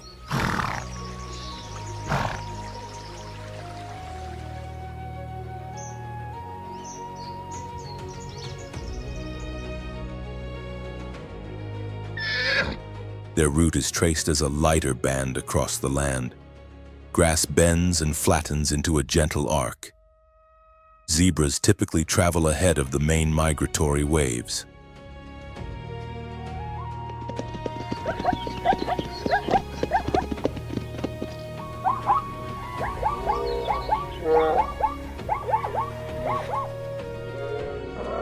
They enter areas still untouched by hooves, following paths of their own. No collective signal is required.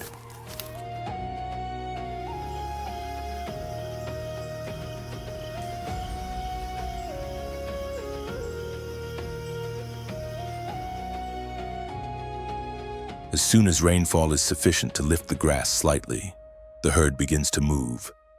Their journey remains local, yet it consistently precedes the peak of migration.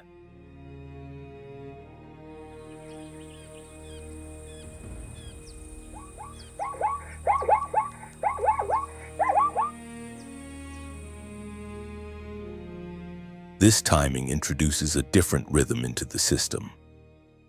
Zebras do not wait for grass to reach its most tender stage. They arrive early, feeding on the upper portions of the stems and leaving the lower layers undisturbed.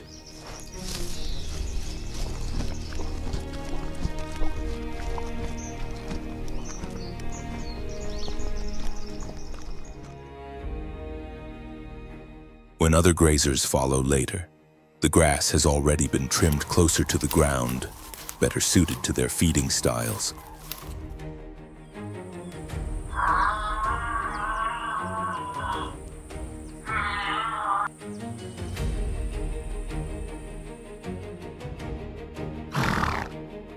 As the herd crosses the region, it leaves a clear grazing line shaped by the direction of the wind.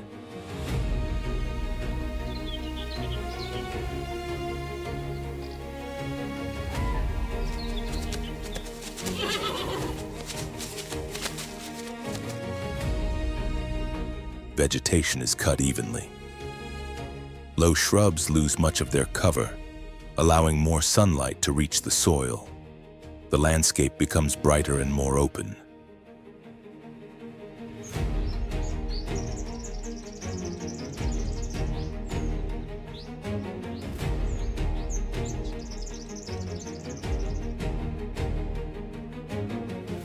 Understory plants begin to reorganize in response to the new structure.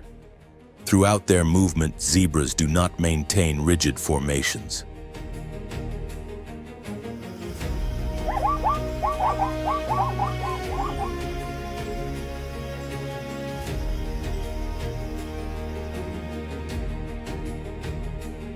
They travel in spaced groups, widening the grazing corridor. At shallow water sources, the herd breaks into smaller units, each using different patches of vegetation depending on the terrain.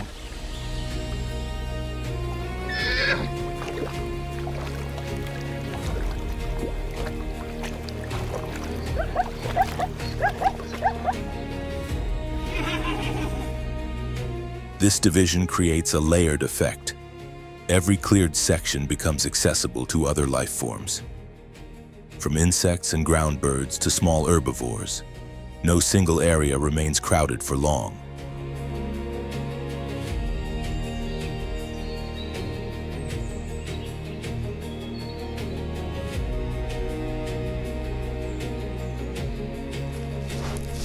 The remaining biological layers are reshaped evenly across the plain. Zebras do not graze down to the roots. They affect only the upper growth, preserving the base.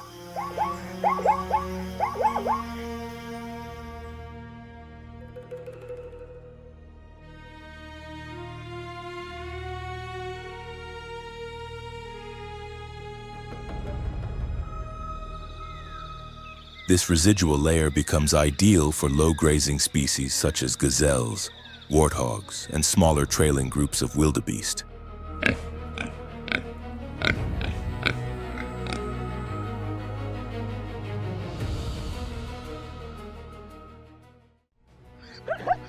By moving first, zebras slow the intensity of impact caused by the larger herds that arrive later.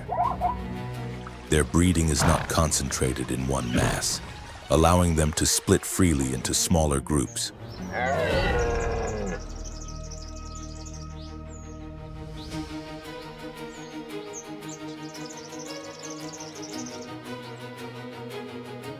These units move independently without disrupting the broader migratory cycle. Each advances at its own pace, giving grasslands time to recover. No area becomes a lasting bottleneck within the system.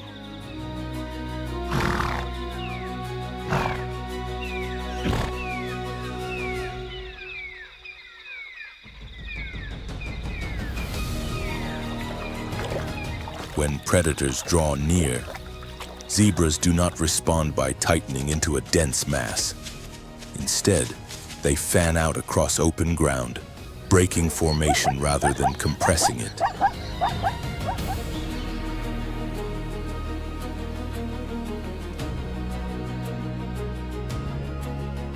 This behavior disrupts hunting strategies that rely on confusion within tight groups. By spreading apart, the pressure of pursuit is diluted, increasing escape opportunities for other species sharing the landscape.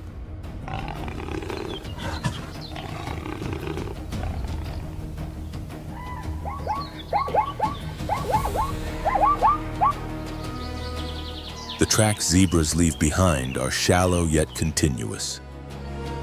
Their droppings fall widely spaced instead of accumulating in heavy clusters.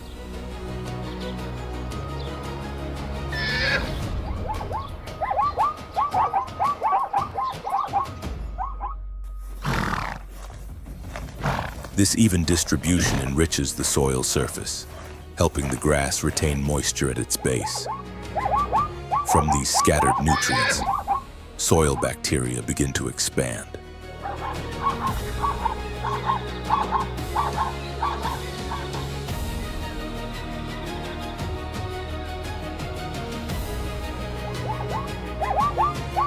Dung beetles soon arrive, drawn by scent, turning and loosening the earth so new roots can take hold.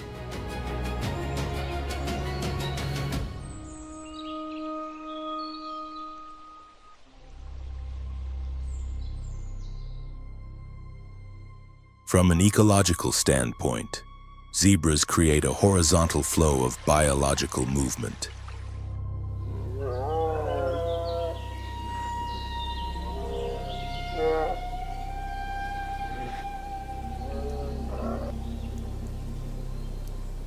Their impact lacks the vertical force of wildebeest hooves or the concentrated pressure exerted by buffalo. But this steady passage reduces direct stress on the land.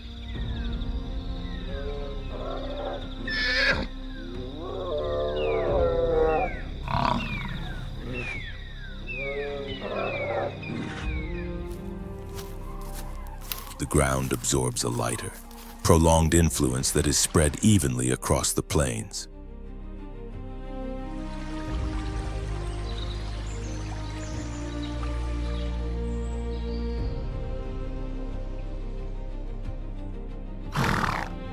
Predators adjust their routines to follow zebra movements, increasing the chances of successful ambushes. Lions, hyenas, and wild dogs position themselves in areas not yet reshaped by massive herds.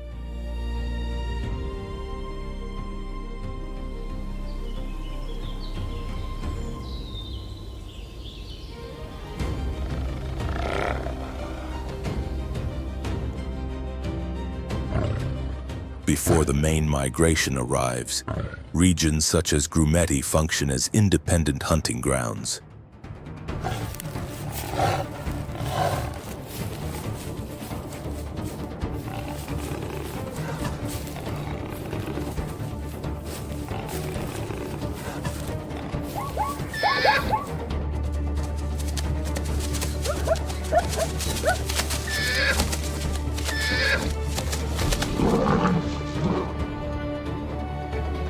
As a result, predation pressure is distributed more evenly over time. Zebras do not impose an intense biological load, but they help disperse its effects.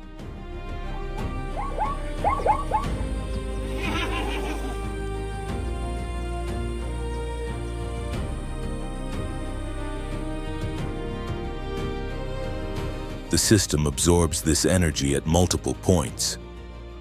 The soil is not disturbed for extended periods.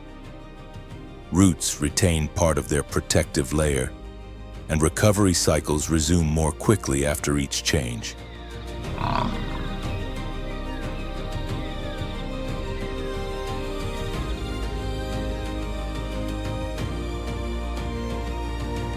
During transitional seasons, if only the Great Migration crossed these plains, the land would bear the full force in a very short window. The soil would not have time to recover.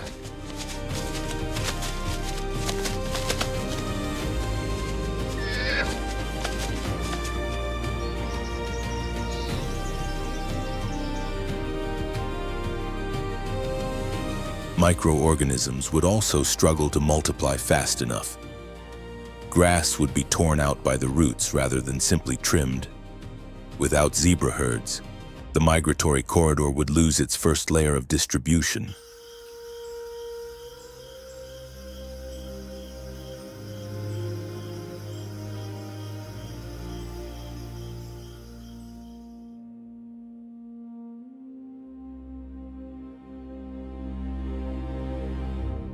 Predator activity would become compressed into fewer moments, and restoration cycles would lack a buffer. The grassland would shift in color more rapidly, exposing roots too early.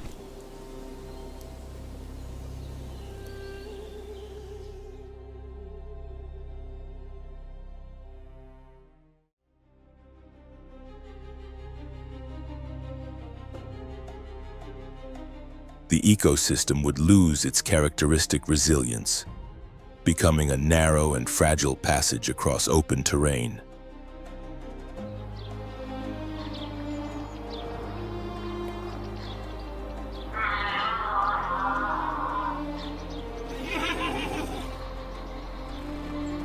Zebras leave no dramatic aftermath, yet each passing group clears the surface, opens sight lines, and allows wind to move freely for a brief time.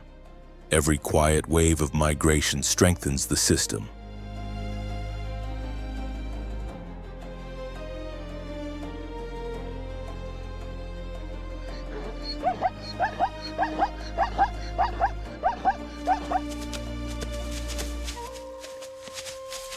It is this staggered, subtle rhythm that prevents the entire migratory movement from collapsing into a single, overwhelming surge.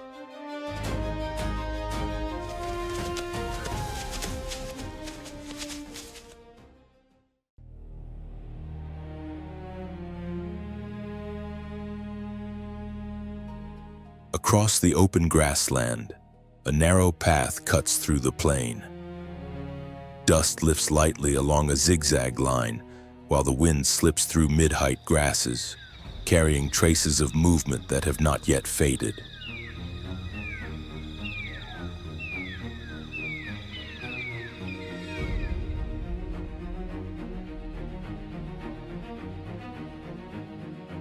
Thompson's gazelles appear in small, scattered clusters, each animal keeping a carefully measured distance, guided by finely tuned instinct.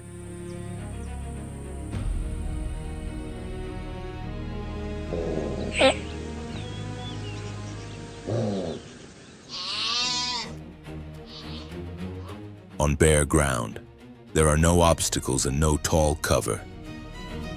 Every movement is swift, marked by sudden turns that shorten the time spent within a predator's line of sight.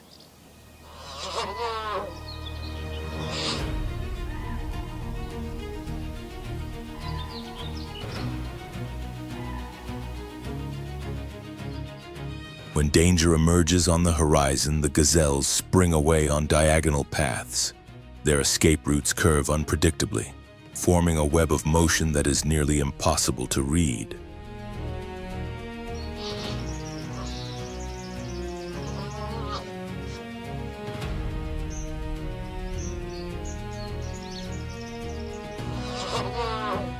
Within moments, the group's structure loosens under outward pressure, then reforms once the threat passes.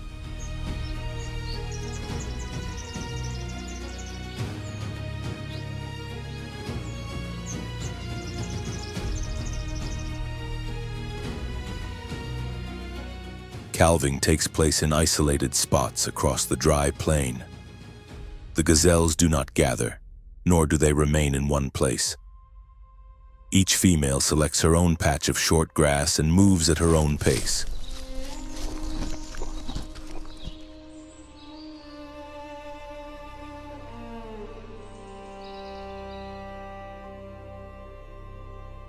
As soon as the young can stand, the group shifts again, leaving no clear traces and no prolonged pauses.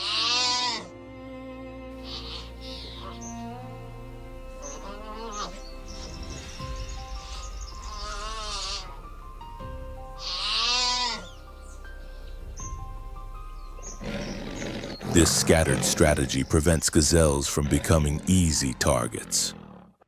Lions, hyenas, and leopards usually succeed only when an individual strays too far from the group's flow.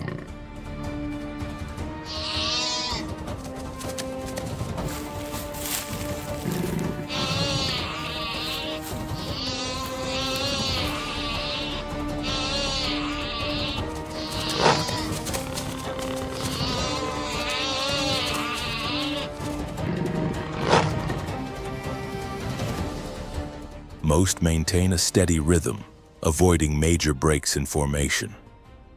Speed aids their escape, but it is their unpredictable direction that most often disrupts an ambush.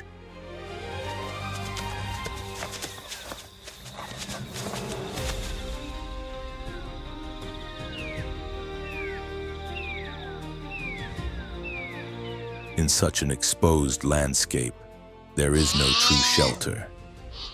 Gazelles turn openness itself into a defense. The clearer the space, the lower the risk.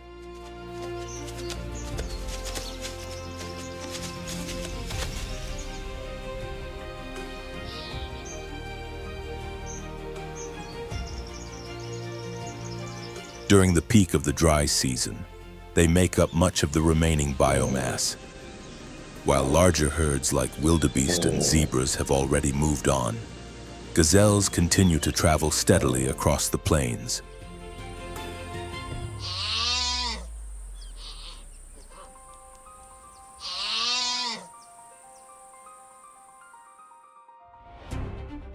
They graze close to the ground, feeding on shoots that have not been trampled.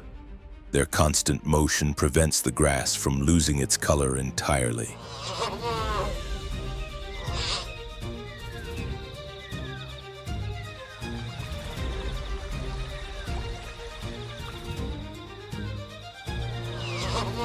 Each passage attracts small scavengers, field insects, and ground-dwelling birds.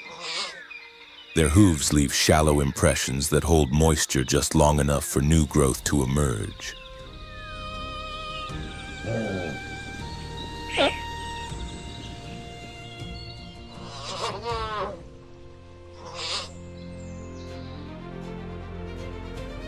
Areas crossed by gazelles often recover faster than untouched ground. Their ability to leave sensitive spots and return from different directions sustains a continuous rhythm of life.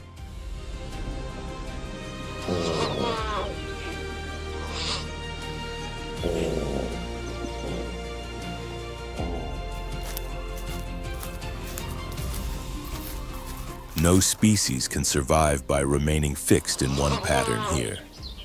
Persistence depends on movement without permanent roots. Gazelle groups connect scattered pockets of life into a lasting biological flow.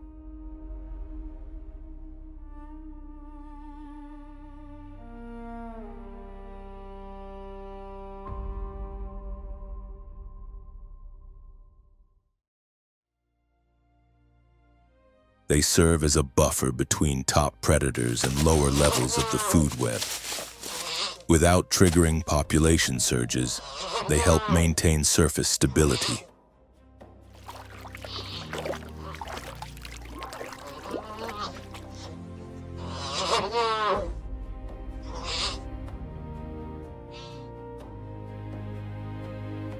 When gazelles vanish from a region, the middle layer of prey collapses, forcing predators to shift abruptly and disrupting the natural order. The ecosystem loses its balancing force.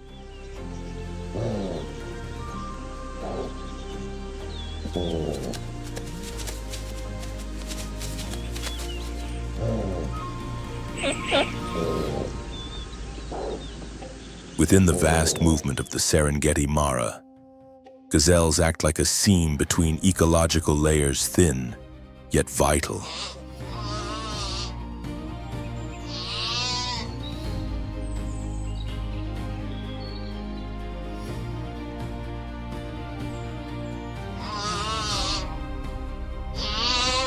Each time they skim the ground in flight, they leave a subtle imprint. From that imprint, the rhythm of life holds its balance.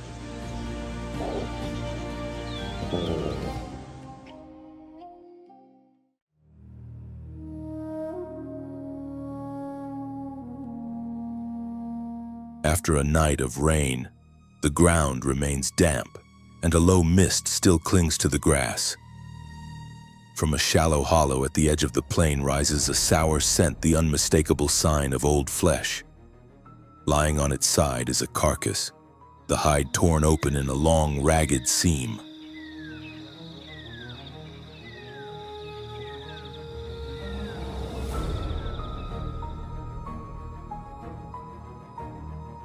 Spotted hyenas approach from different points on the horizon. Within the group, order is precise. Each animal takes a position around the body without chaos or struggle.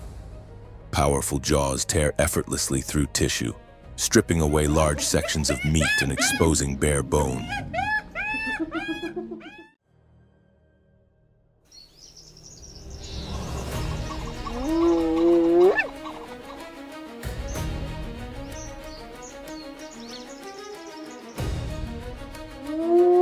Slowly, the carcass is reduced and scattered by wind and movement. As the main structure collapses, younger hyenas move in from the edges.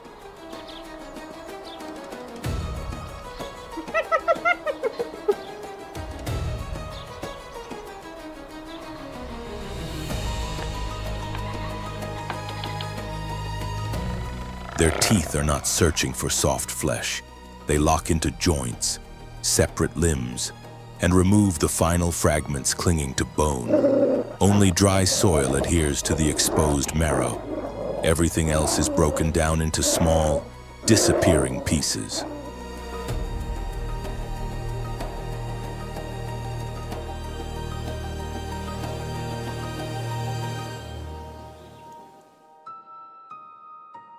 Hyenas operate as a highly organized unit.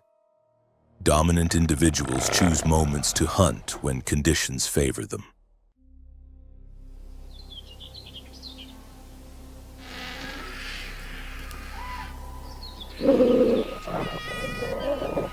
It is not an ending for predators or prey, but for the entire cycle that begins again where flesh breaks down. No presence interrupts and regulates the system as effectively as the hyena.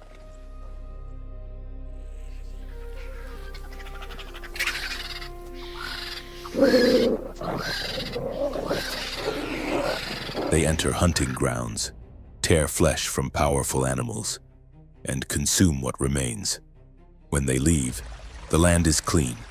No odor, no residue, no biological risk.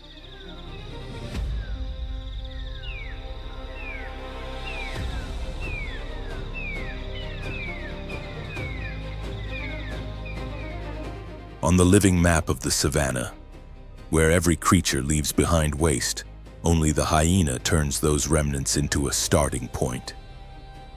No other animal consumes what is left at the very end.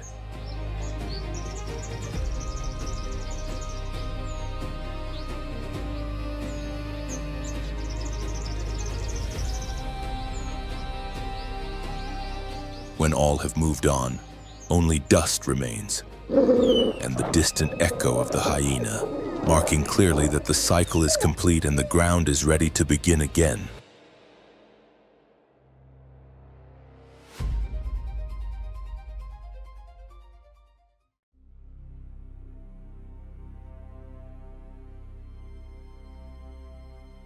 Across the vast African plains, the great migrations reveal survival in its purest form. Every crossing, every shift in direction, every split-second choice can determine who endures and who falls behind.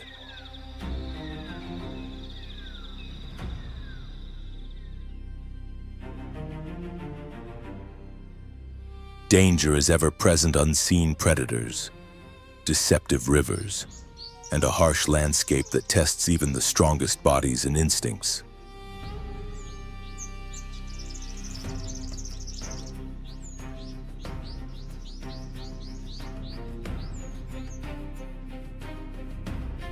Yet despite these risks, millions of animals press forward, driven by an ancient impulse to endure, adapt, and keep moving.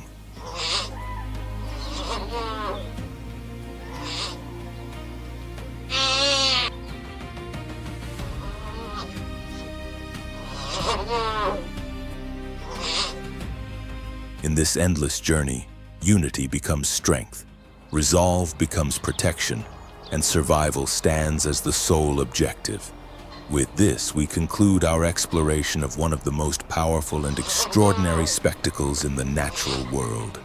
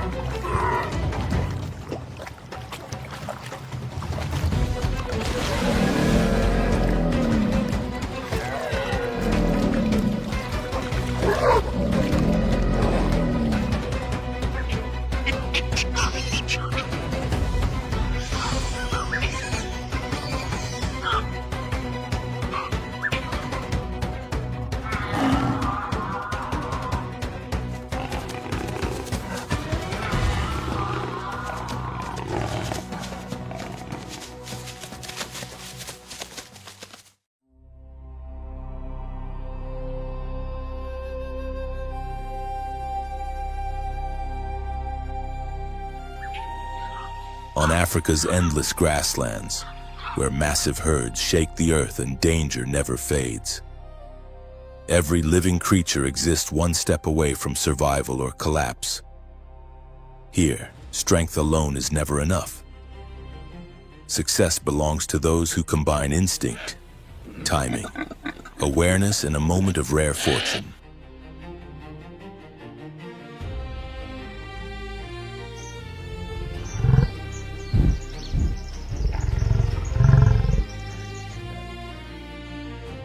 At the start of a pursuit, it appears inevitable. The predator closes in. The odds seem fixed. But the savannah writes no simple stories. When an animal is cornered and all escape routes vanish, desperation becomes power. In that instant, fear transforms into resistance. Muscles tighten, instincts sharpen, and life fights back with everything it has left.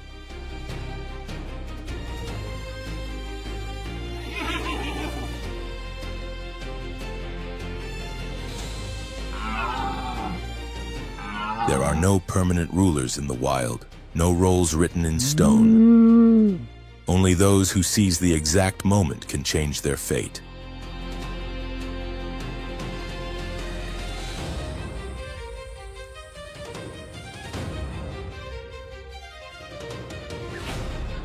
And now we leave the question to you. Do you believe prey can sometimes defeat its predator and rewrite the ending of the hunt? Let us know your thoughts in the comments.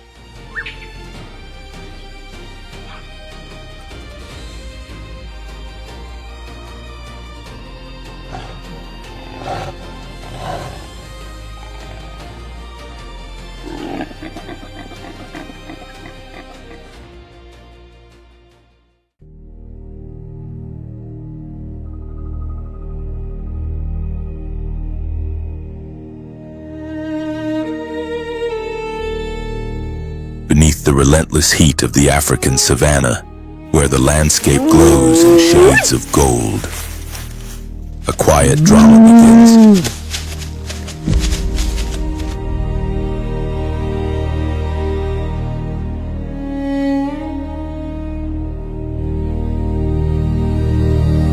Movement is barely visible as shapes press low against the grass.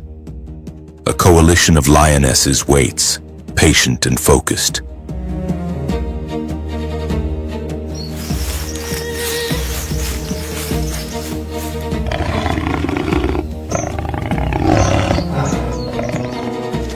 Their attention is locked on a grazing herd of zebras nearby.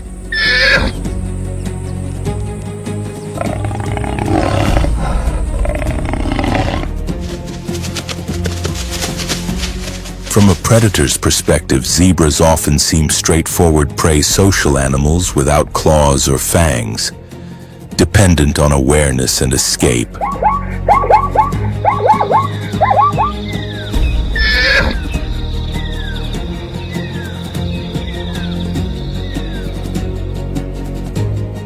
One juvenile steps slightly away from the safety of the group.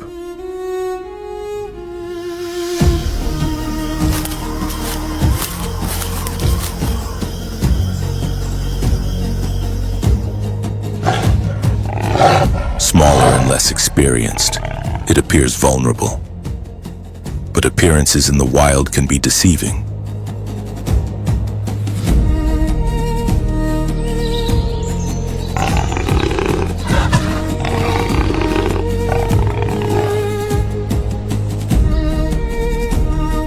As a lioness closes the distance, the young zebra reacts with astonishing speed. Both hind legs launch backward in a sudden, forceful kick, striking with unexpected precision.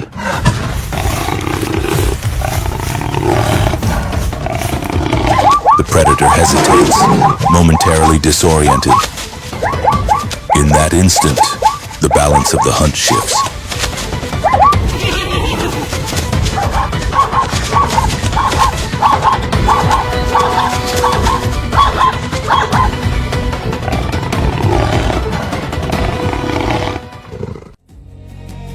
Survival here is not dictated solely by raw power or speed, but by instinctive responses refined over evolutionary time.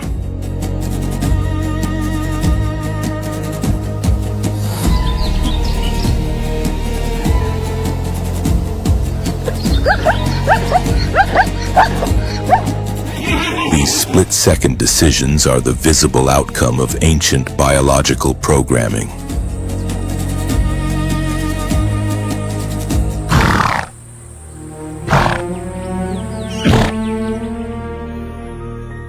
Instinctive behavior consists of genetically hardwired action sequences executed flawlessly without prior learning.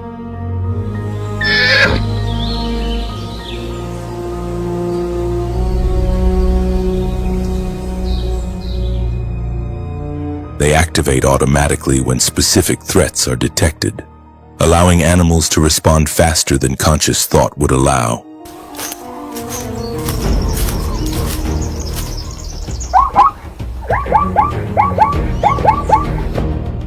The zebra's kick is not an act of improvisation. It is an innate motor pattern activated instantly when danger approaches from behind.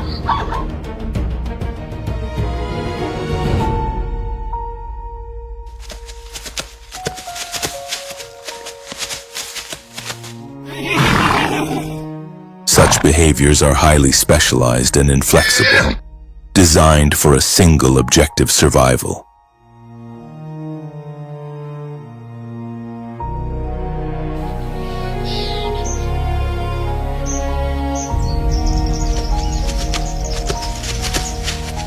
Reflexes function alongside these instincts, operating through rapid neural circuits that bypass deliberate processing altogether.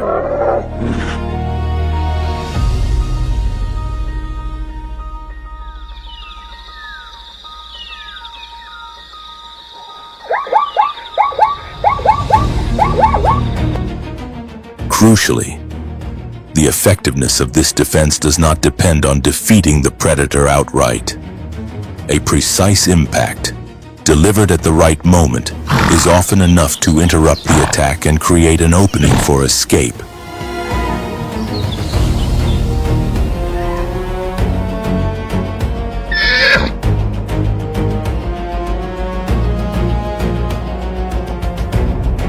Zebras possess exceptionally strong hip and thigh musculature, among the most powerful of any grazing mammal.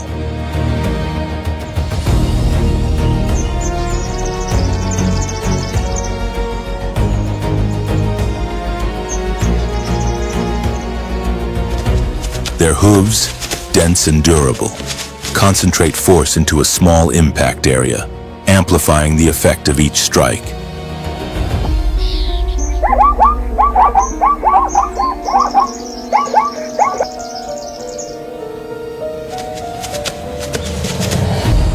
When a predator approaches from the rear, the zebra can adjust its kick trajectory straight back or slightly angled depending on the attacker's position.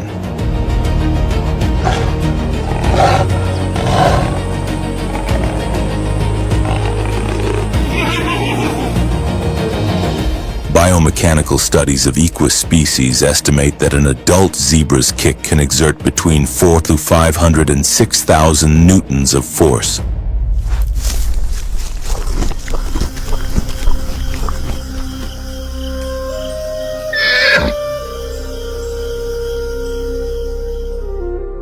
Such power can result in serious injuries if contact is made with sensitive areas such as the head or torso.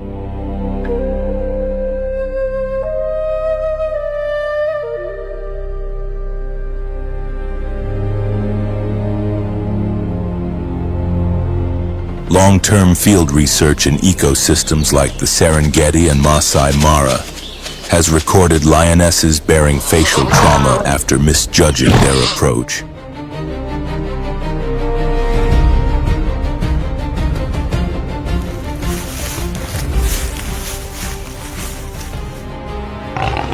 Skilled predators learn this lesson early. Timing and distance are everything, and one mistake can change the outcome of a hunt.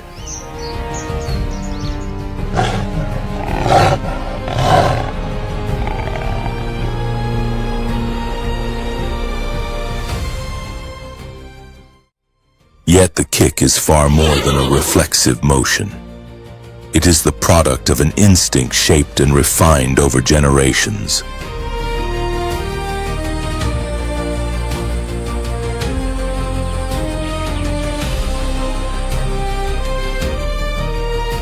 A young zebra may not strike with perfect accuracy, but the impulse to lash out when danger approaches from behind is present from the moment it is born.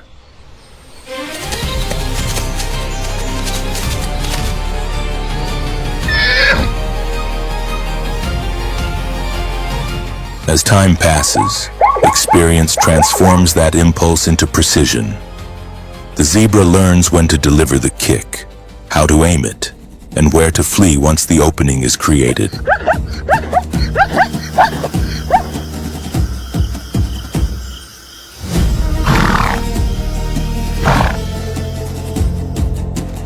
It is a powerful fusion of instinct and learning.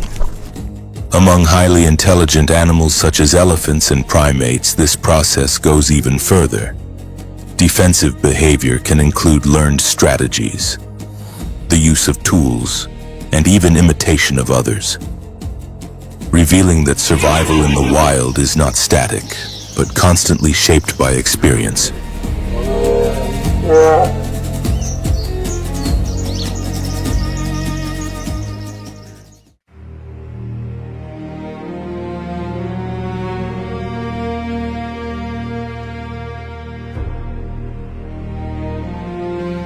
Towering above the African plains, the giraffe is the tallest animal ever to walk the land, and one of the most striking symbols of the savannah.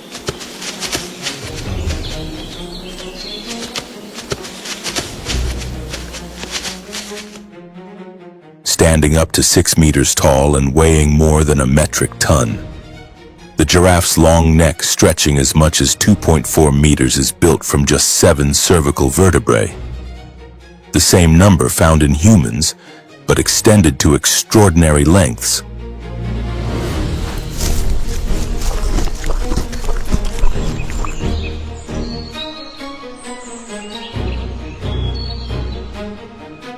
Its golden coat, broken by bold geometric patches, blends seamlessly with sunlit grasslands and dry shrubs.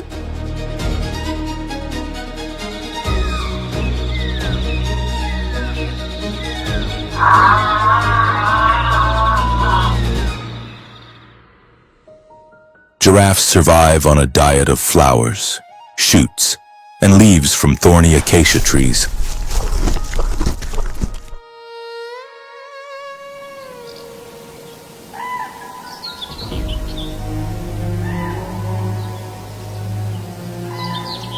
Their dark, flexible tongues nearly half a meter long coil effortlessly around sharp branches, while thick saliva neutralizes toxins that make this foliage inedible to most grazers.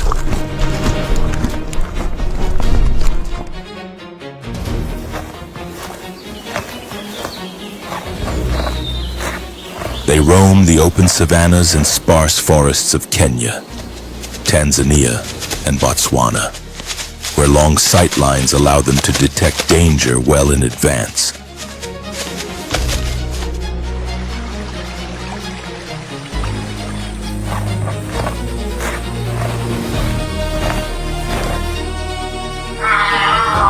Though they appear calm and slow-moving, giraffes possess a defense system few predators dare to challenge.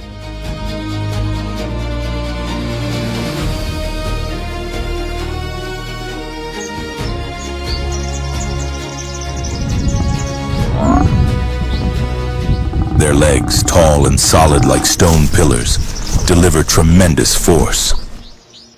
A single forward strike can unleash thousands of newtons of impact, powerful enough to break bone or kill a full-grown lion with a precise blow to the head.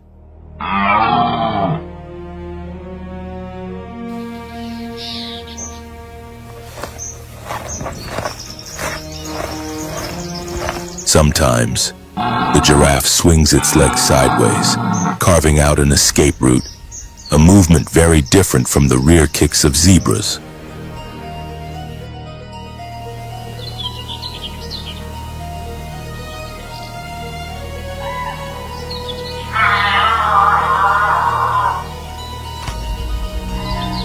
From its elevated vantage point, the giraffe also serves as a living watchtower, spotting threats far across the plains.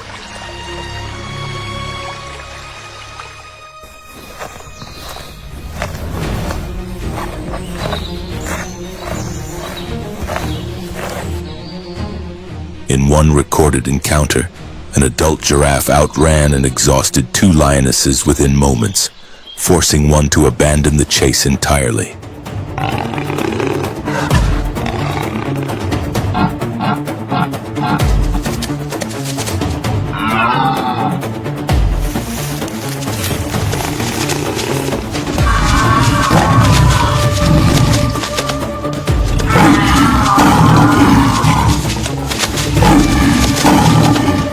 A frontal strike from a giraffe can be devastating. When its forelegs slam straight down, the hardened hooves become crushing weapons.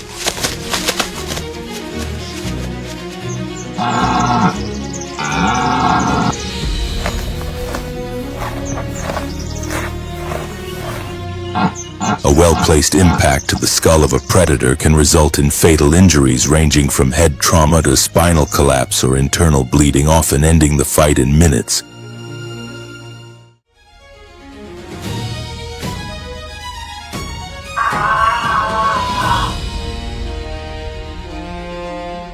Rear kicks, on the other hand, are used to repel attackers approaching from behind. These powerful blows can hurl predators several meters away and are often delivered with deadly intent, particularly when defending a calf.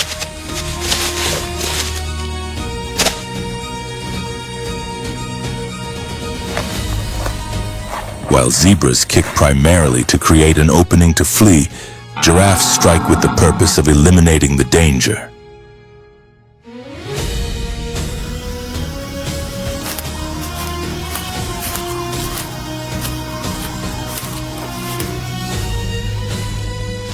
There are documented cases where a single defensive blow from a giraffe proved fatal to a lioness that attempted to close in from the side.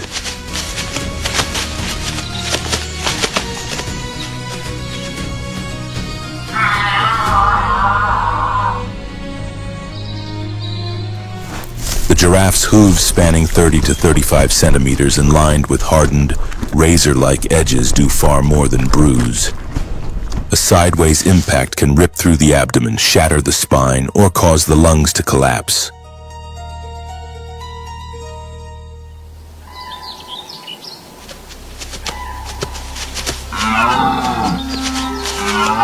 This reaction is not calculated. It is instinctive. Triggered by sudden movement nearby, it is a built-in survival response refined by evolution.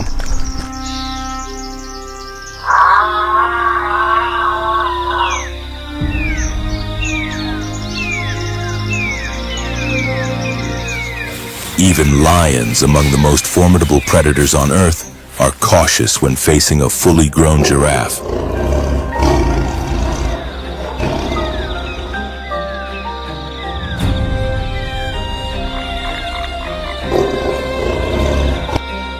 Their only real chance lies in forcing it to the ground, usually by jumping onto its back or destabilizing the rear legs.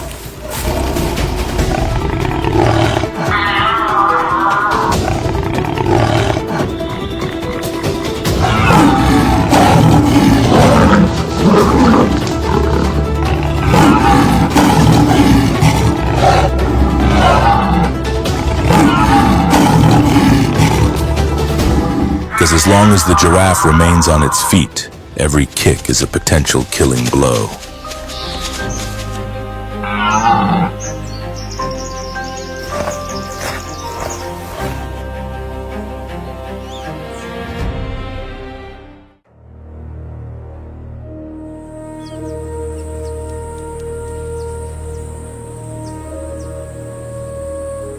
Size is not a luxury shared by all prey.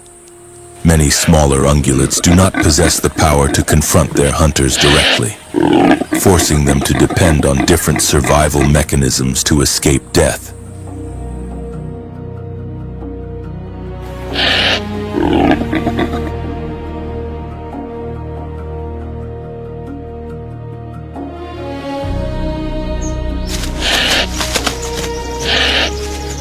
An impala approaches the water's edge with caution. Without warning, a Nile crocodile bursts from below and seizes it.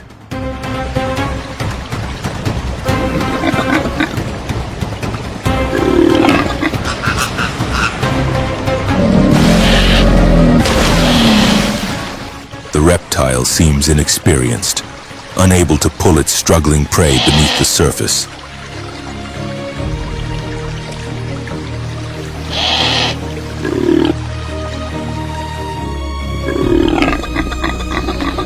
Caught at the shoreline, the impala fights desperately, first attempting to escape, then stiffening its body when it realizes resistance is its only chance to avoid drowning.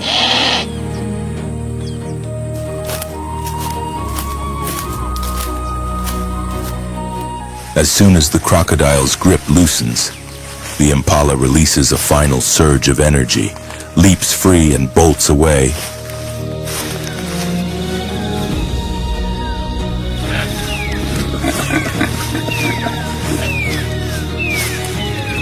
But survival in the wild rarely follows a single threat. At that exact moment, a leopard appears.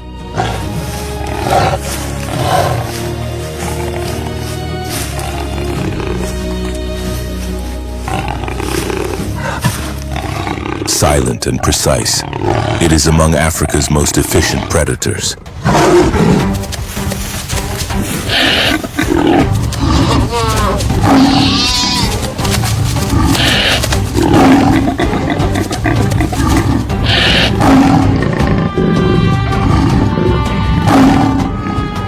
Yet even it can be stopped by one unlikely opponent, the Cape porcupine.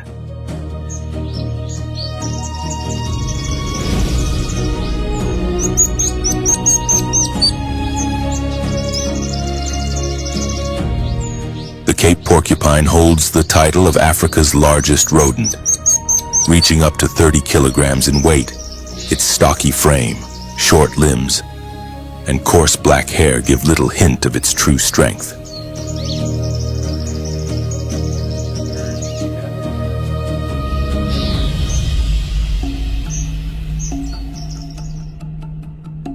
That power lies in its formidable coat of quills, one of the most effective defensive adaptations found in mammals.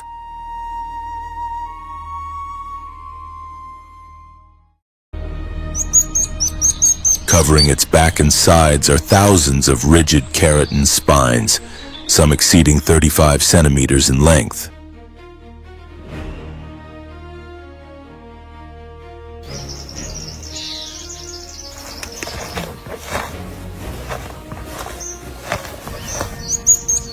The shorter quills near the head form a dense shield, while the longer, hollow spines along the back combine strength with flexibility.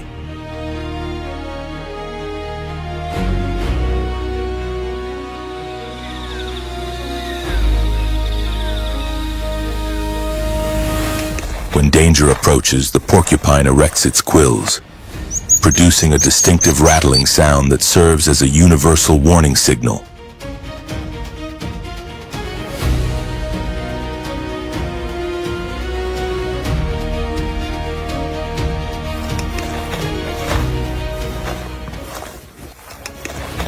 This species is native to dry savannas and open forests throughout southern and eastern Africa.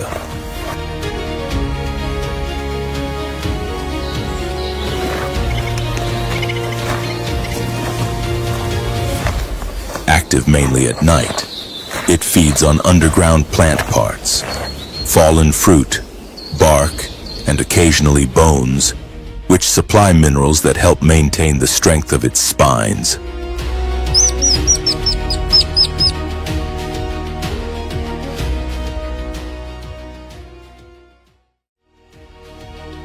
Though slow-moving, the porcupine relies on confidence rather than speed. When threatened, it pivots swiftly, raises its quills, and swings its tail with precision.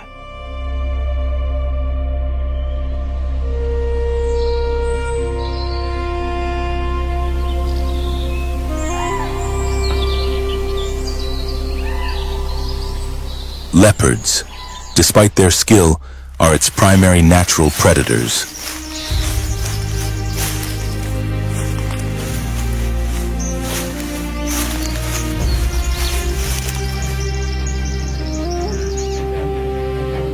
In one encounter, a leopardess hunting with her cub observes the youngster approach too closely.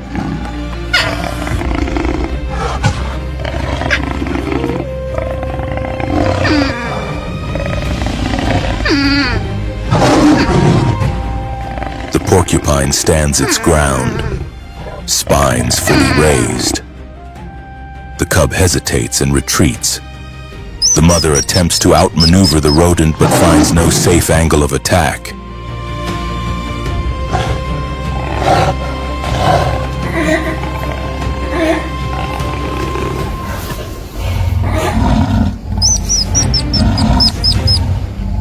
These reactions are driven by deeply ingrained instincts, reinforced by rapid reflex pathways.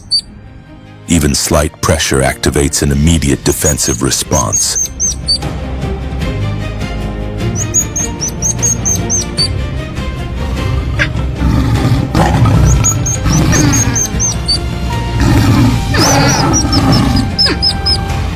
Eventually, the leopard withdraws, forced to sit and carefully remove embedded quills.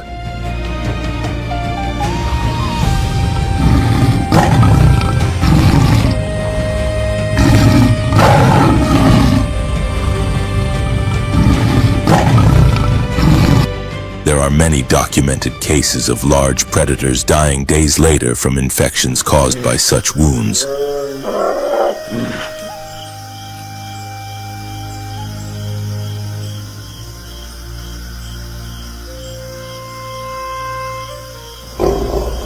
After the confrontation, the savannah settles once more into silence as survival claims another chapter.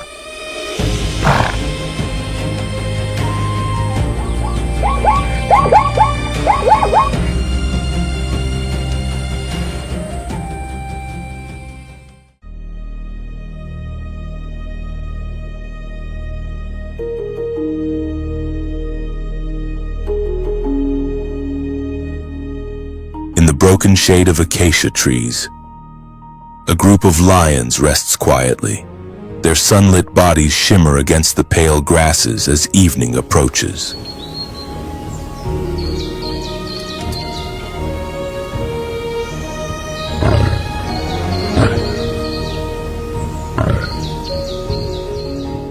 Dust drifts through the air, heavy with the scent of strength and territory.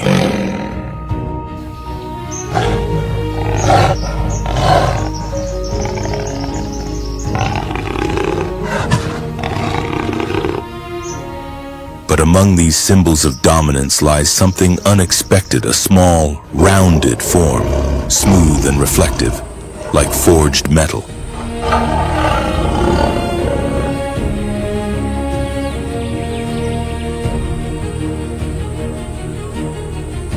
This object is no stone.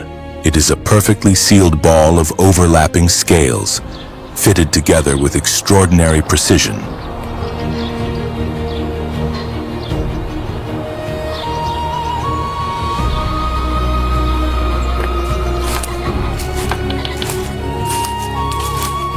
While other prey species rely on spines or speed, this animal leaves nothing exposed.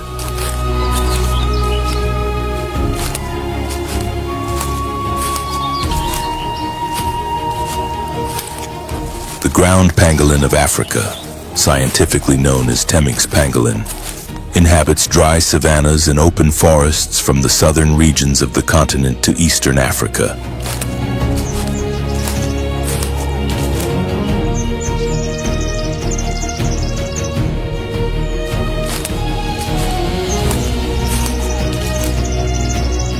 Reaching up to 1 meter in length and weighing around 15 kilograms. It is protected by thick keratin scales, dense, durable, and far stronger than they appear.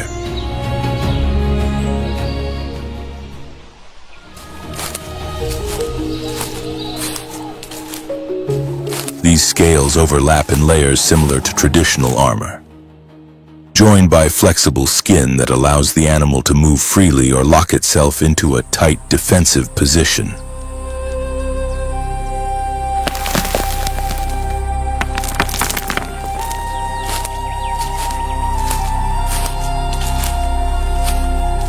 When threatened, the pangolin instinctively curls inward, hiding its head and limbs, transforming into an almost impenetrable sphere.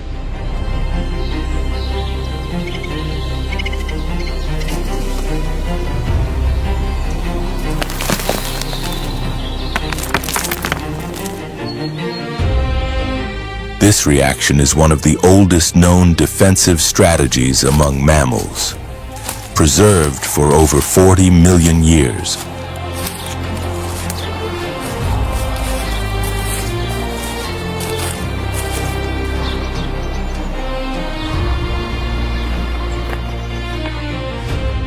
The pangolin is solitary and active only at night, feeding exclusively on ants and termites.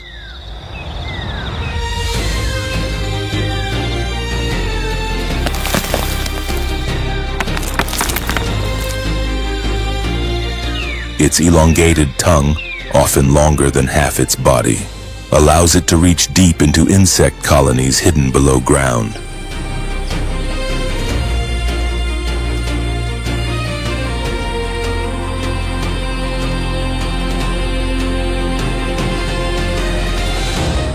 Each year, a single pangolin consumes tens of millions of insects, helping to maintain ecological balance and protect vegetation.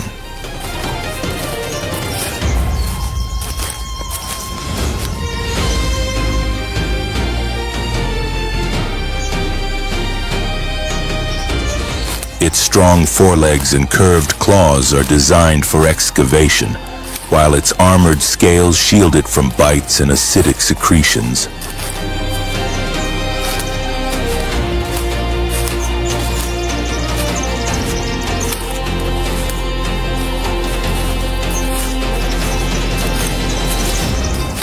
As it moves, the pangolin arches its body and walks primarily on its hind limbs, rocking gently an animal that carries its protection wherever it goes.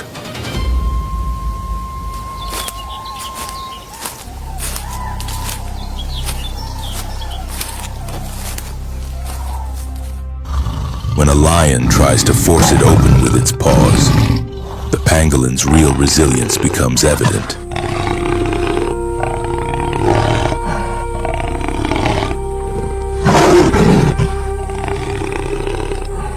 The claws scrape, but the scales hold firm. The initial surge of predatory drive slowly gives way to irritation as time passes.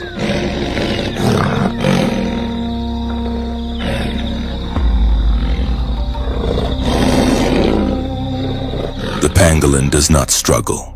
It remains motionless, muscles locked, resembling a silent, breathing boulder.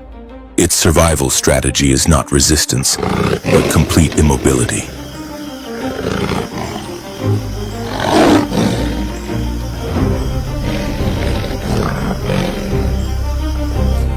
Only once the predator loses interest and withdraws does the pangolin carefully unfold.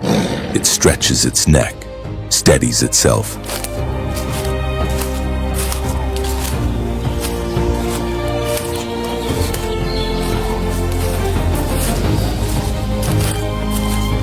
And departs calmly, leaving subtle impressions in the dust behind.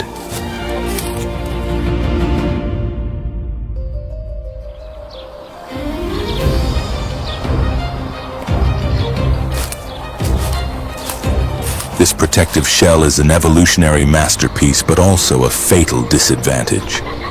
While it renders the animal nearly untouchable in the wild, it offers no defense against humans, but who can capture it effortlessly and feed the demand of illegal markets.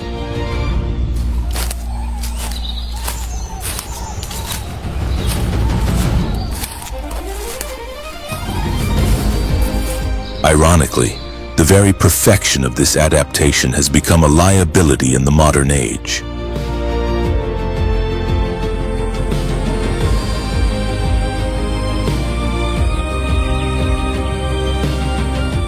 In the natural world, survival is shaped not by raw power alone, but by a fine interplay of instinct, neural reflexes, and adaptive behavior.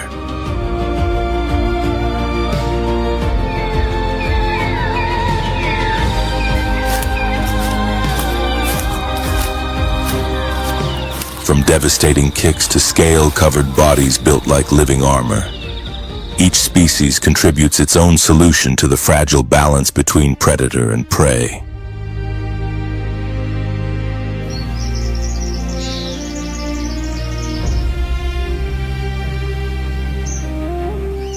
It is this balance, violent yet remarkably precise, that defines nature as both merciless and, in its own way, deeply just.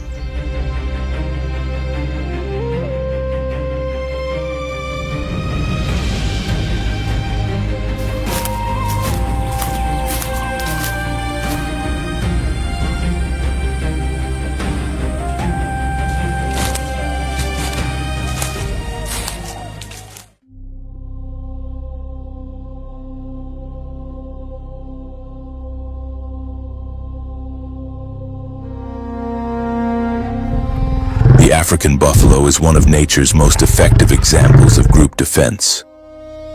Among Africa's large herbivores, few inspire as much caution.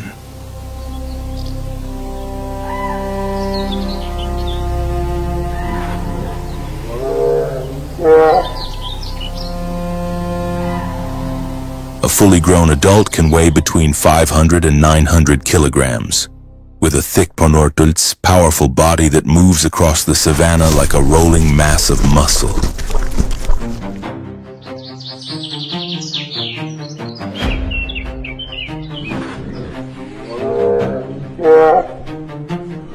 A direct charge is capable of lifting a lion off the ground, often leaving the predator badly injured.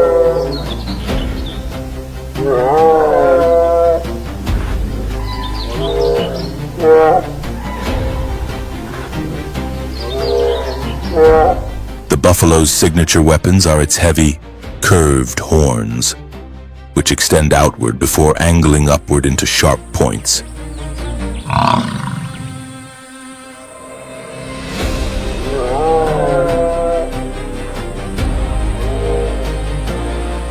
In males, the horn bases merge into a dense bony shield known as the boss, forming a protective barrier across the skull.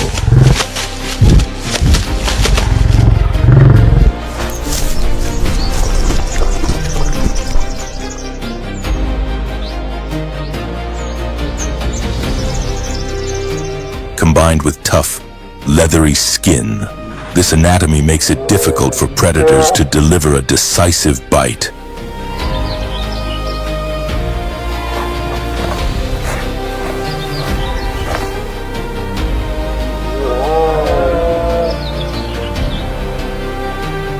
But what truly sets the buffalo apart is its personality, unpredictable, aggressive, and unwilling to yield.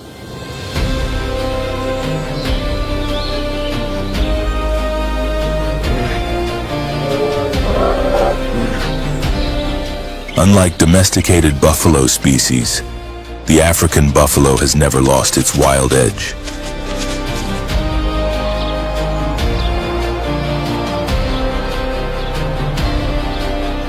It shows little fear of humans, lions, or any perceived threat, and retreat is rarely an option.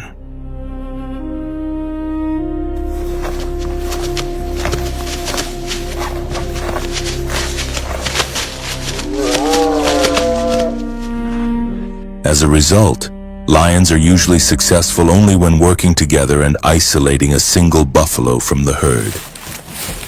In most other situations, the attempt can turn deadly.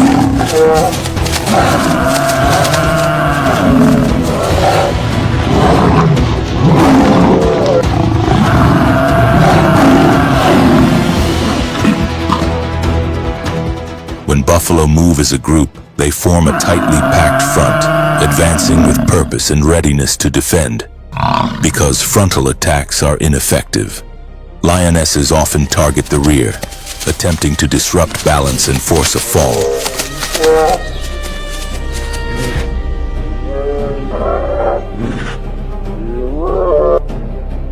Yet this strategy frequently collapses. Rather than fleeing alone, a threatened buffalo runs toward its herd where assistance is almost certain.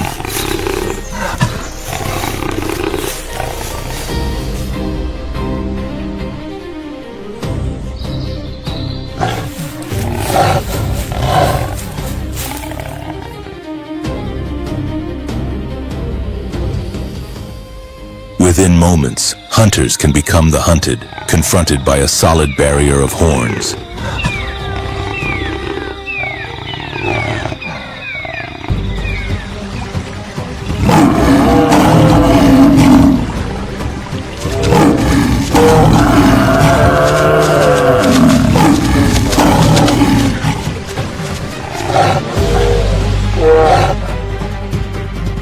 When a calf is targeted, the response is even more intense.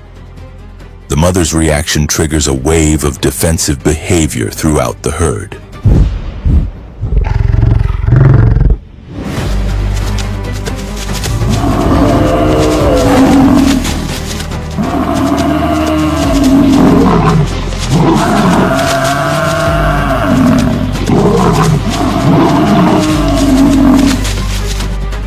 In buffalo societies, these responses are reinforced through collective learning, allowing the group to function as a single, coordinated unit when danger arises.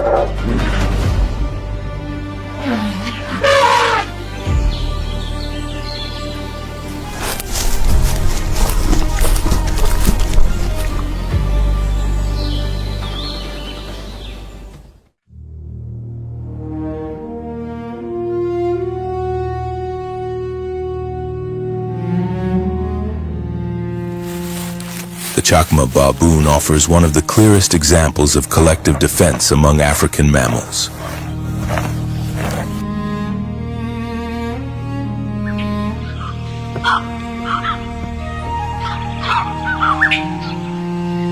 As the largest baboon species, it lives in complex social troops that can include dozens or even hundreds of individuals.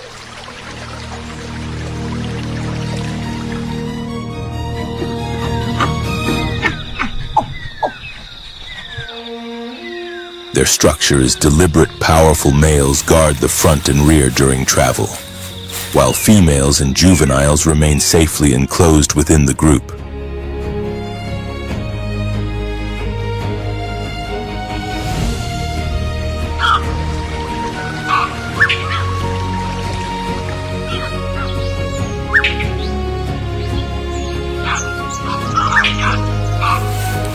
These primates are adaptable omnivores, consuming fruits, seeds, insects, and occasional animal matter. Their primary natural threat is the leopard.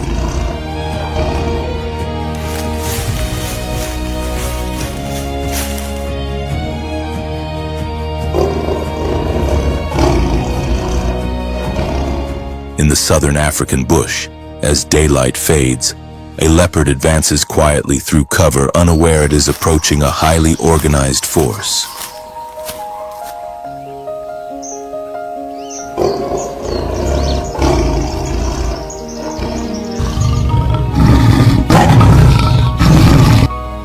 Unlike social predators, leopards hunt alone. They rely on stealth, concealment, and sudden violence.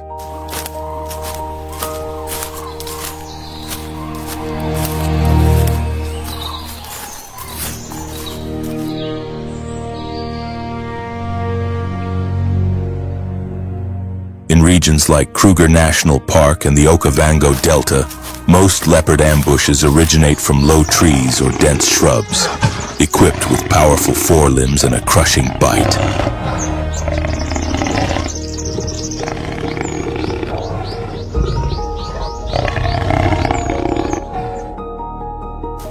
The leopard strikes when alertness wanes, but this hunt takes a different turn.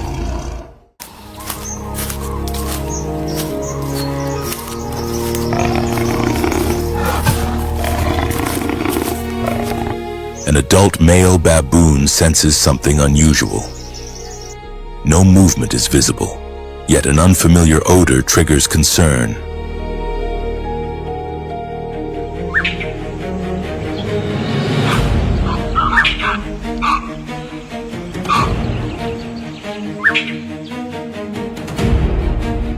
Baboons have excellent sensory perception, and their communication system is highly specialized. A single alarm call rings out short, sharp, and unmistakable.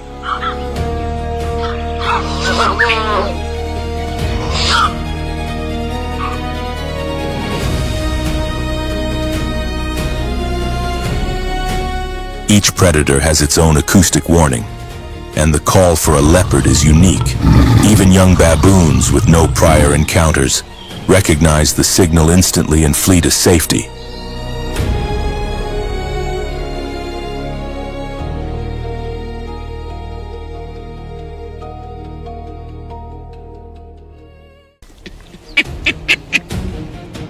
Before the leopard can close the distance, the troop has already shifted formation.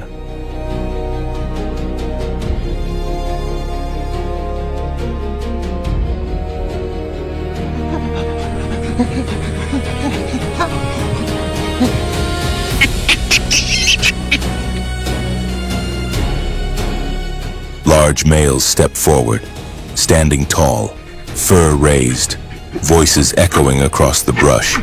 One advances boldly, followed by several others.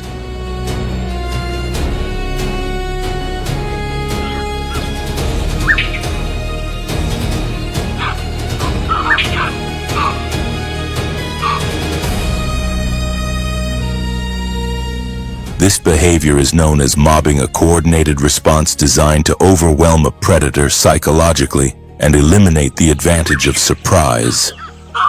Faced with multiple defenders, the leopard hesitates.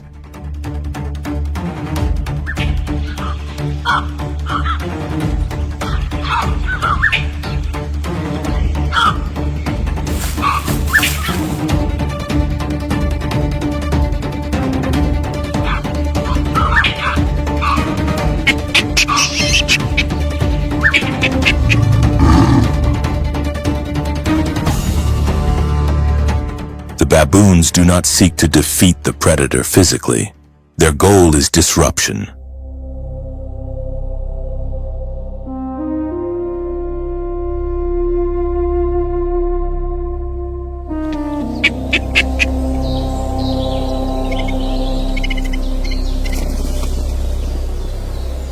What sets them apart is their social intelligence. They cooperate, assess threats collectively, and respond as a unified system.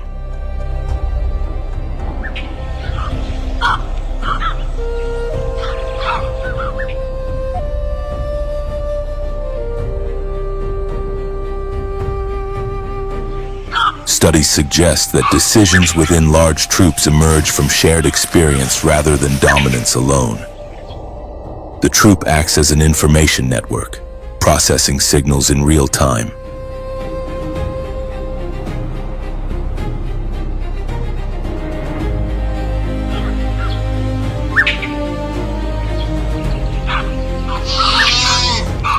In an environment where seconds determine survival, baboon defense relies on awareness, memory, and coordination as much as physical strength.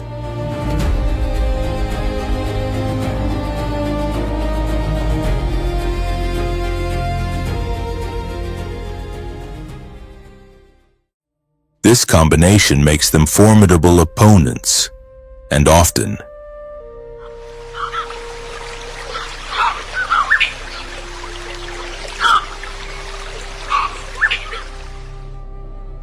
it is the unity and intelligence of the prey that compels the predator to withdraw silently, abandoning the hunt before it truly begins.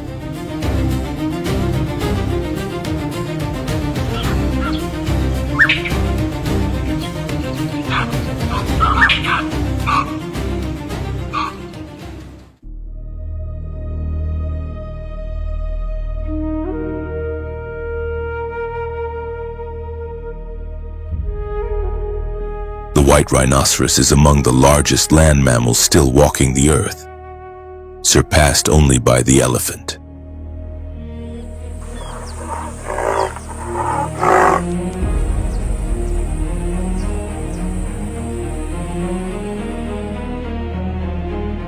An adult can weigh anywhere from just over a ton to more than 2,400 kilograms, stretch nearly 4 meters in length, and stand over 1.8 meters tall at the shoulder. Its thick, grayish skin reaching up to 5 centimeters acts as a natural shield.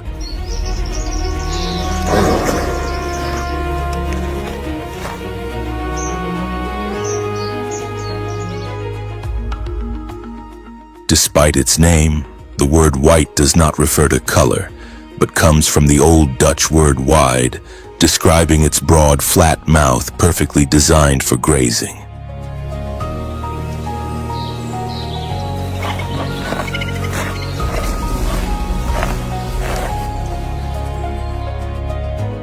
This giant carries two horns made of keratin. The front horn typically measures between 60 and 90 centimeters, though some individuals exceed 1.5 meters. These horns serve both as defensive weapons and as tools in dominance contests between males.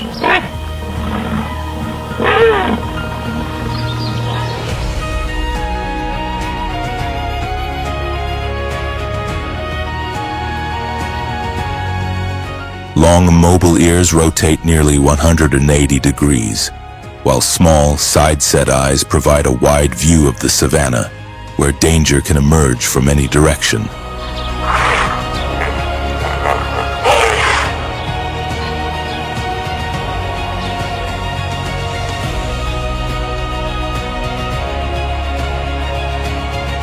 A highly specialized herbivore, the white rhino consumes between 40 and 60 kilograms of grass every day. Using its wide lips and powerful neck muscles, it crops vegetation close to the ground without uprooting it, unlike the black rhinoceros, which relies on a hooked lip to browse leaves.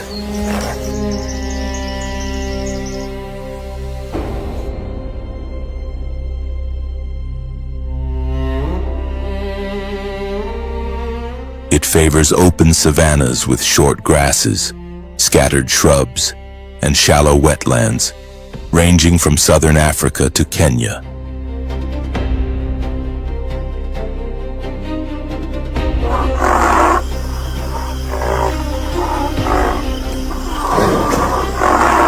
Access to water is essential. The rhino drinks daily and regularly wallows in mud to cool down, deter insects, and protect its skin from the sun.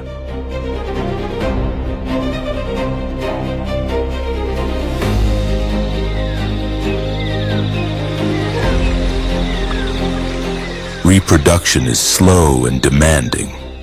After a gestation period of about 16 months, the female gives birth to a single calf weighing roughly 50 kilograms.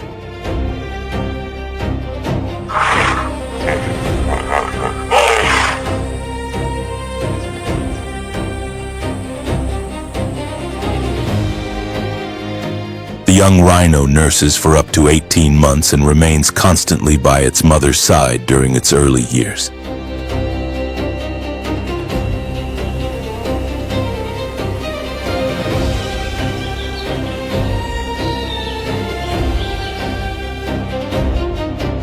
During this time, the normally calm female becomes fiercely protective. When defending her calf, she can charge at speeds of 40 to 45 kilometers per hour.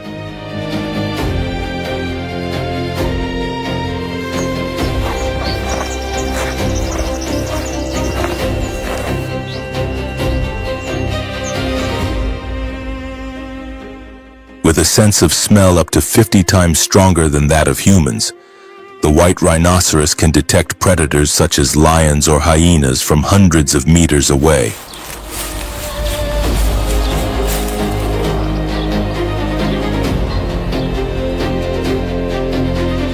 When threatened, it does not warn or retreat. It lowers its head, lines up its horn, and charges with overwhelming force.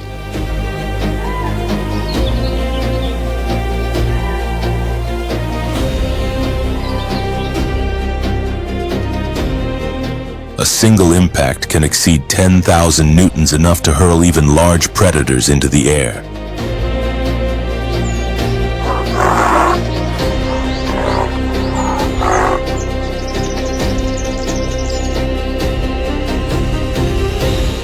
When a pride of lions closes in on a mother rhino and her calf as they graze, the young one does not flee. Instead, it stays pressed close to its mother, eyes locked on the surrounding predators.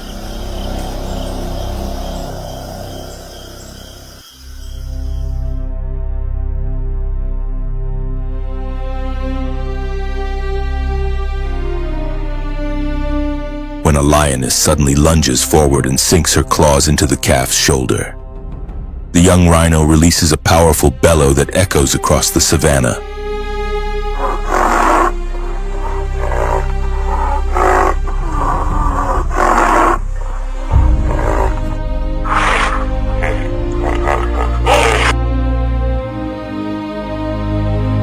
Each cry acts as an instant biological signal, triggering the mother's protective response without delay.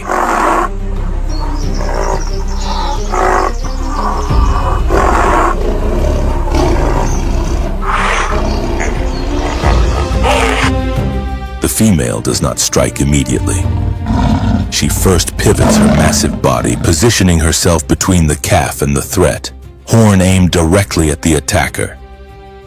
She may appear weary, but at this moment, her purpose is singular and absolute.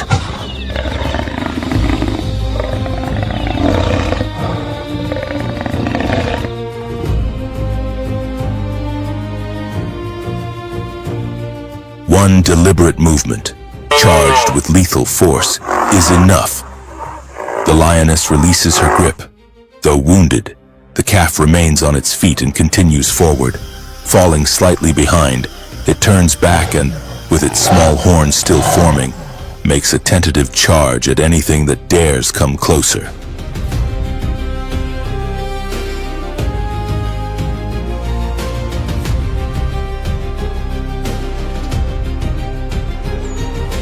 This is no random reaction, it is learned behavior, passed from mother to offspring as part of its natural upbringing.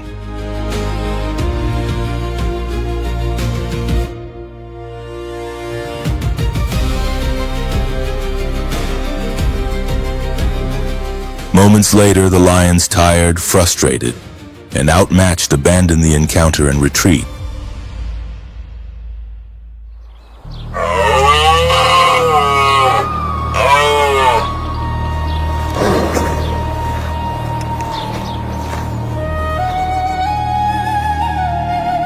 On the unforgiving plains of Africa, where life is often decided in mere seconds, one truth becomes clear: there is no predetermined ending.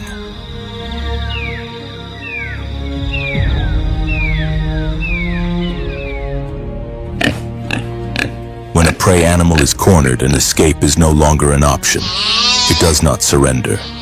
It releases every remaining ounce of strength, every ancient instinct, every breath it has left.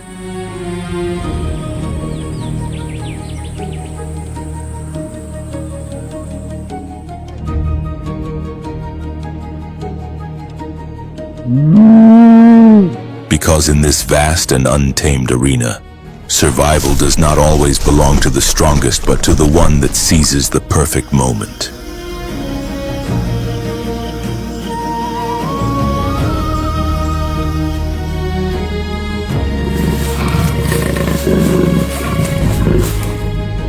In this relentless world, there are no eternal predators.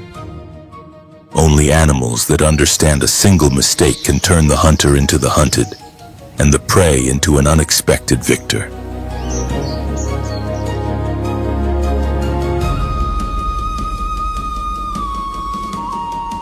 This is the uncompromising law of nature, unpredictable, harsh, and in its own way, profoundly fair.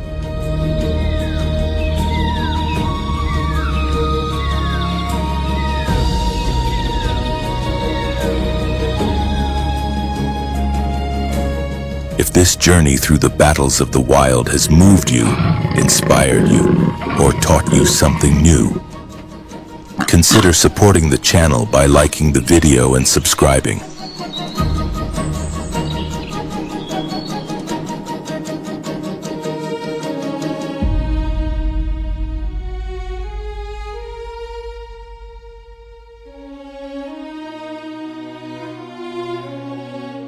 Your support allows us to continue exploring and sharing the most powerful stories the natural world has to offer.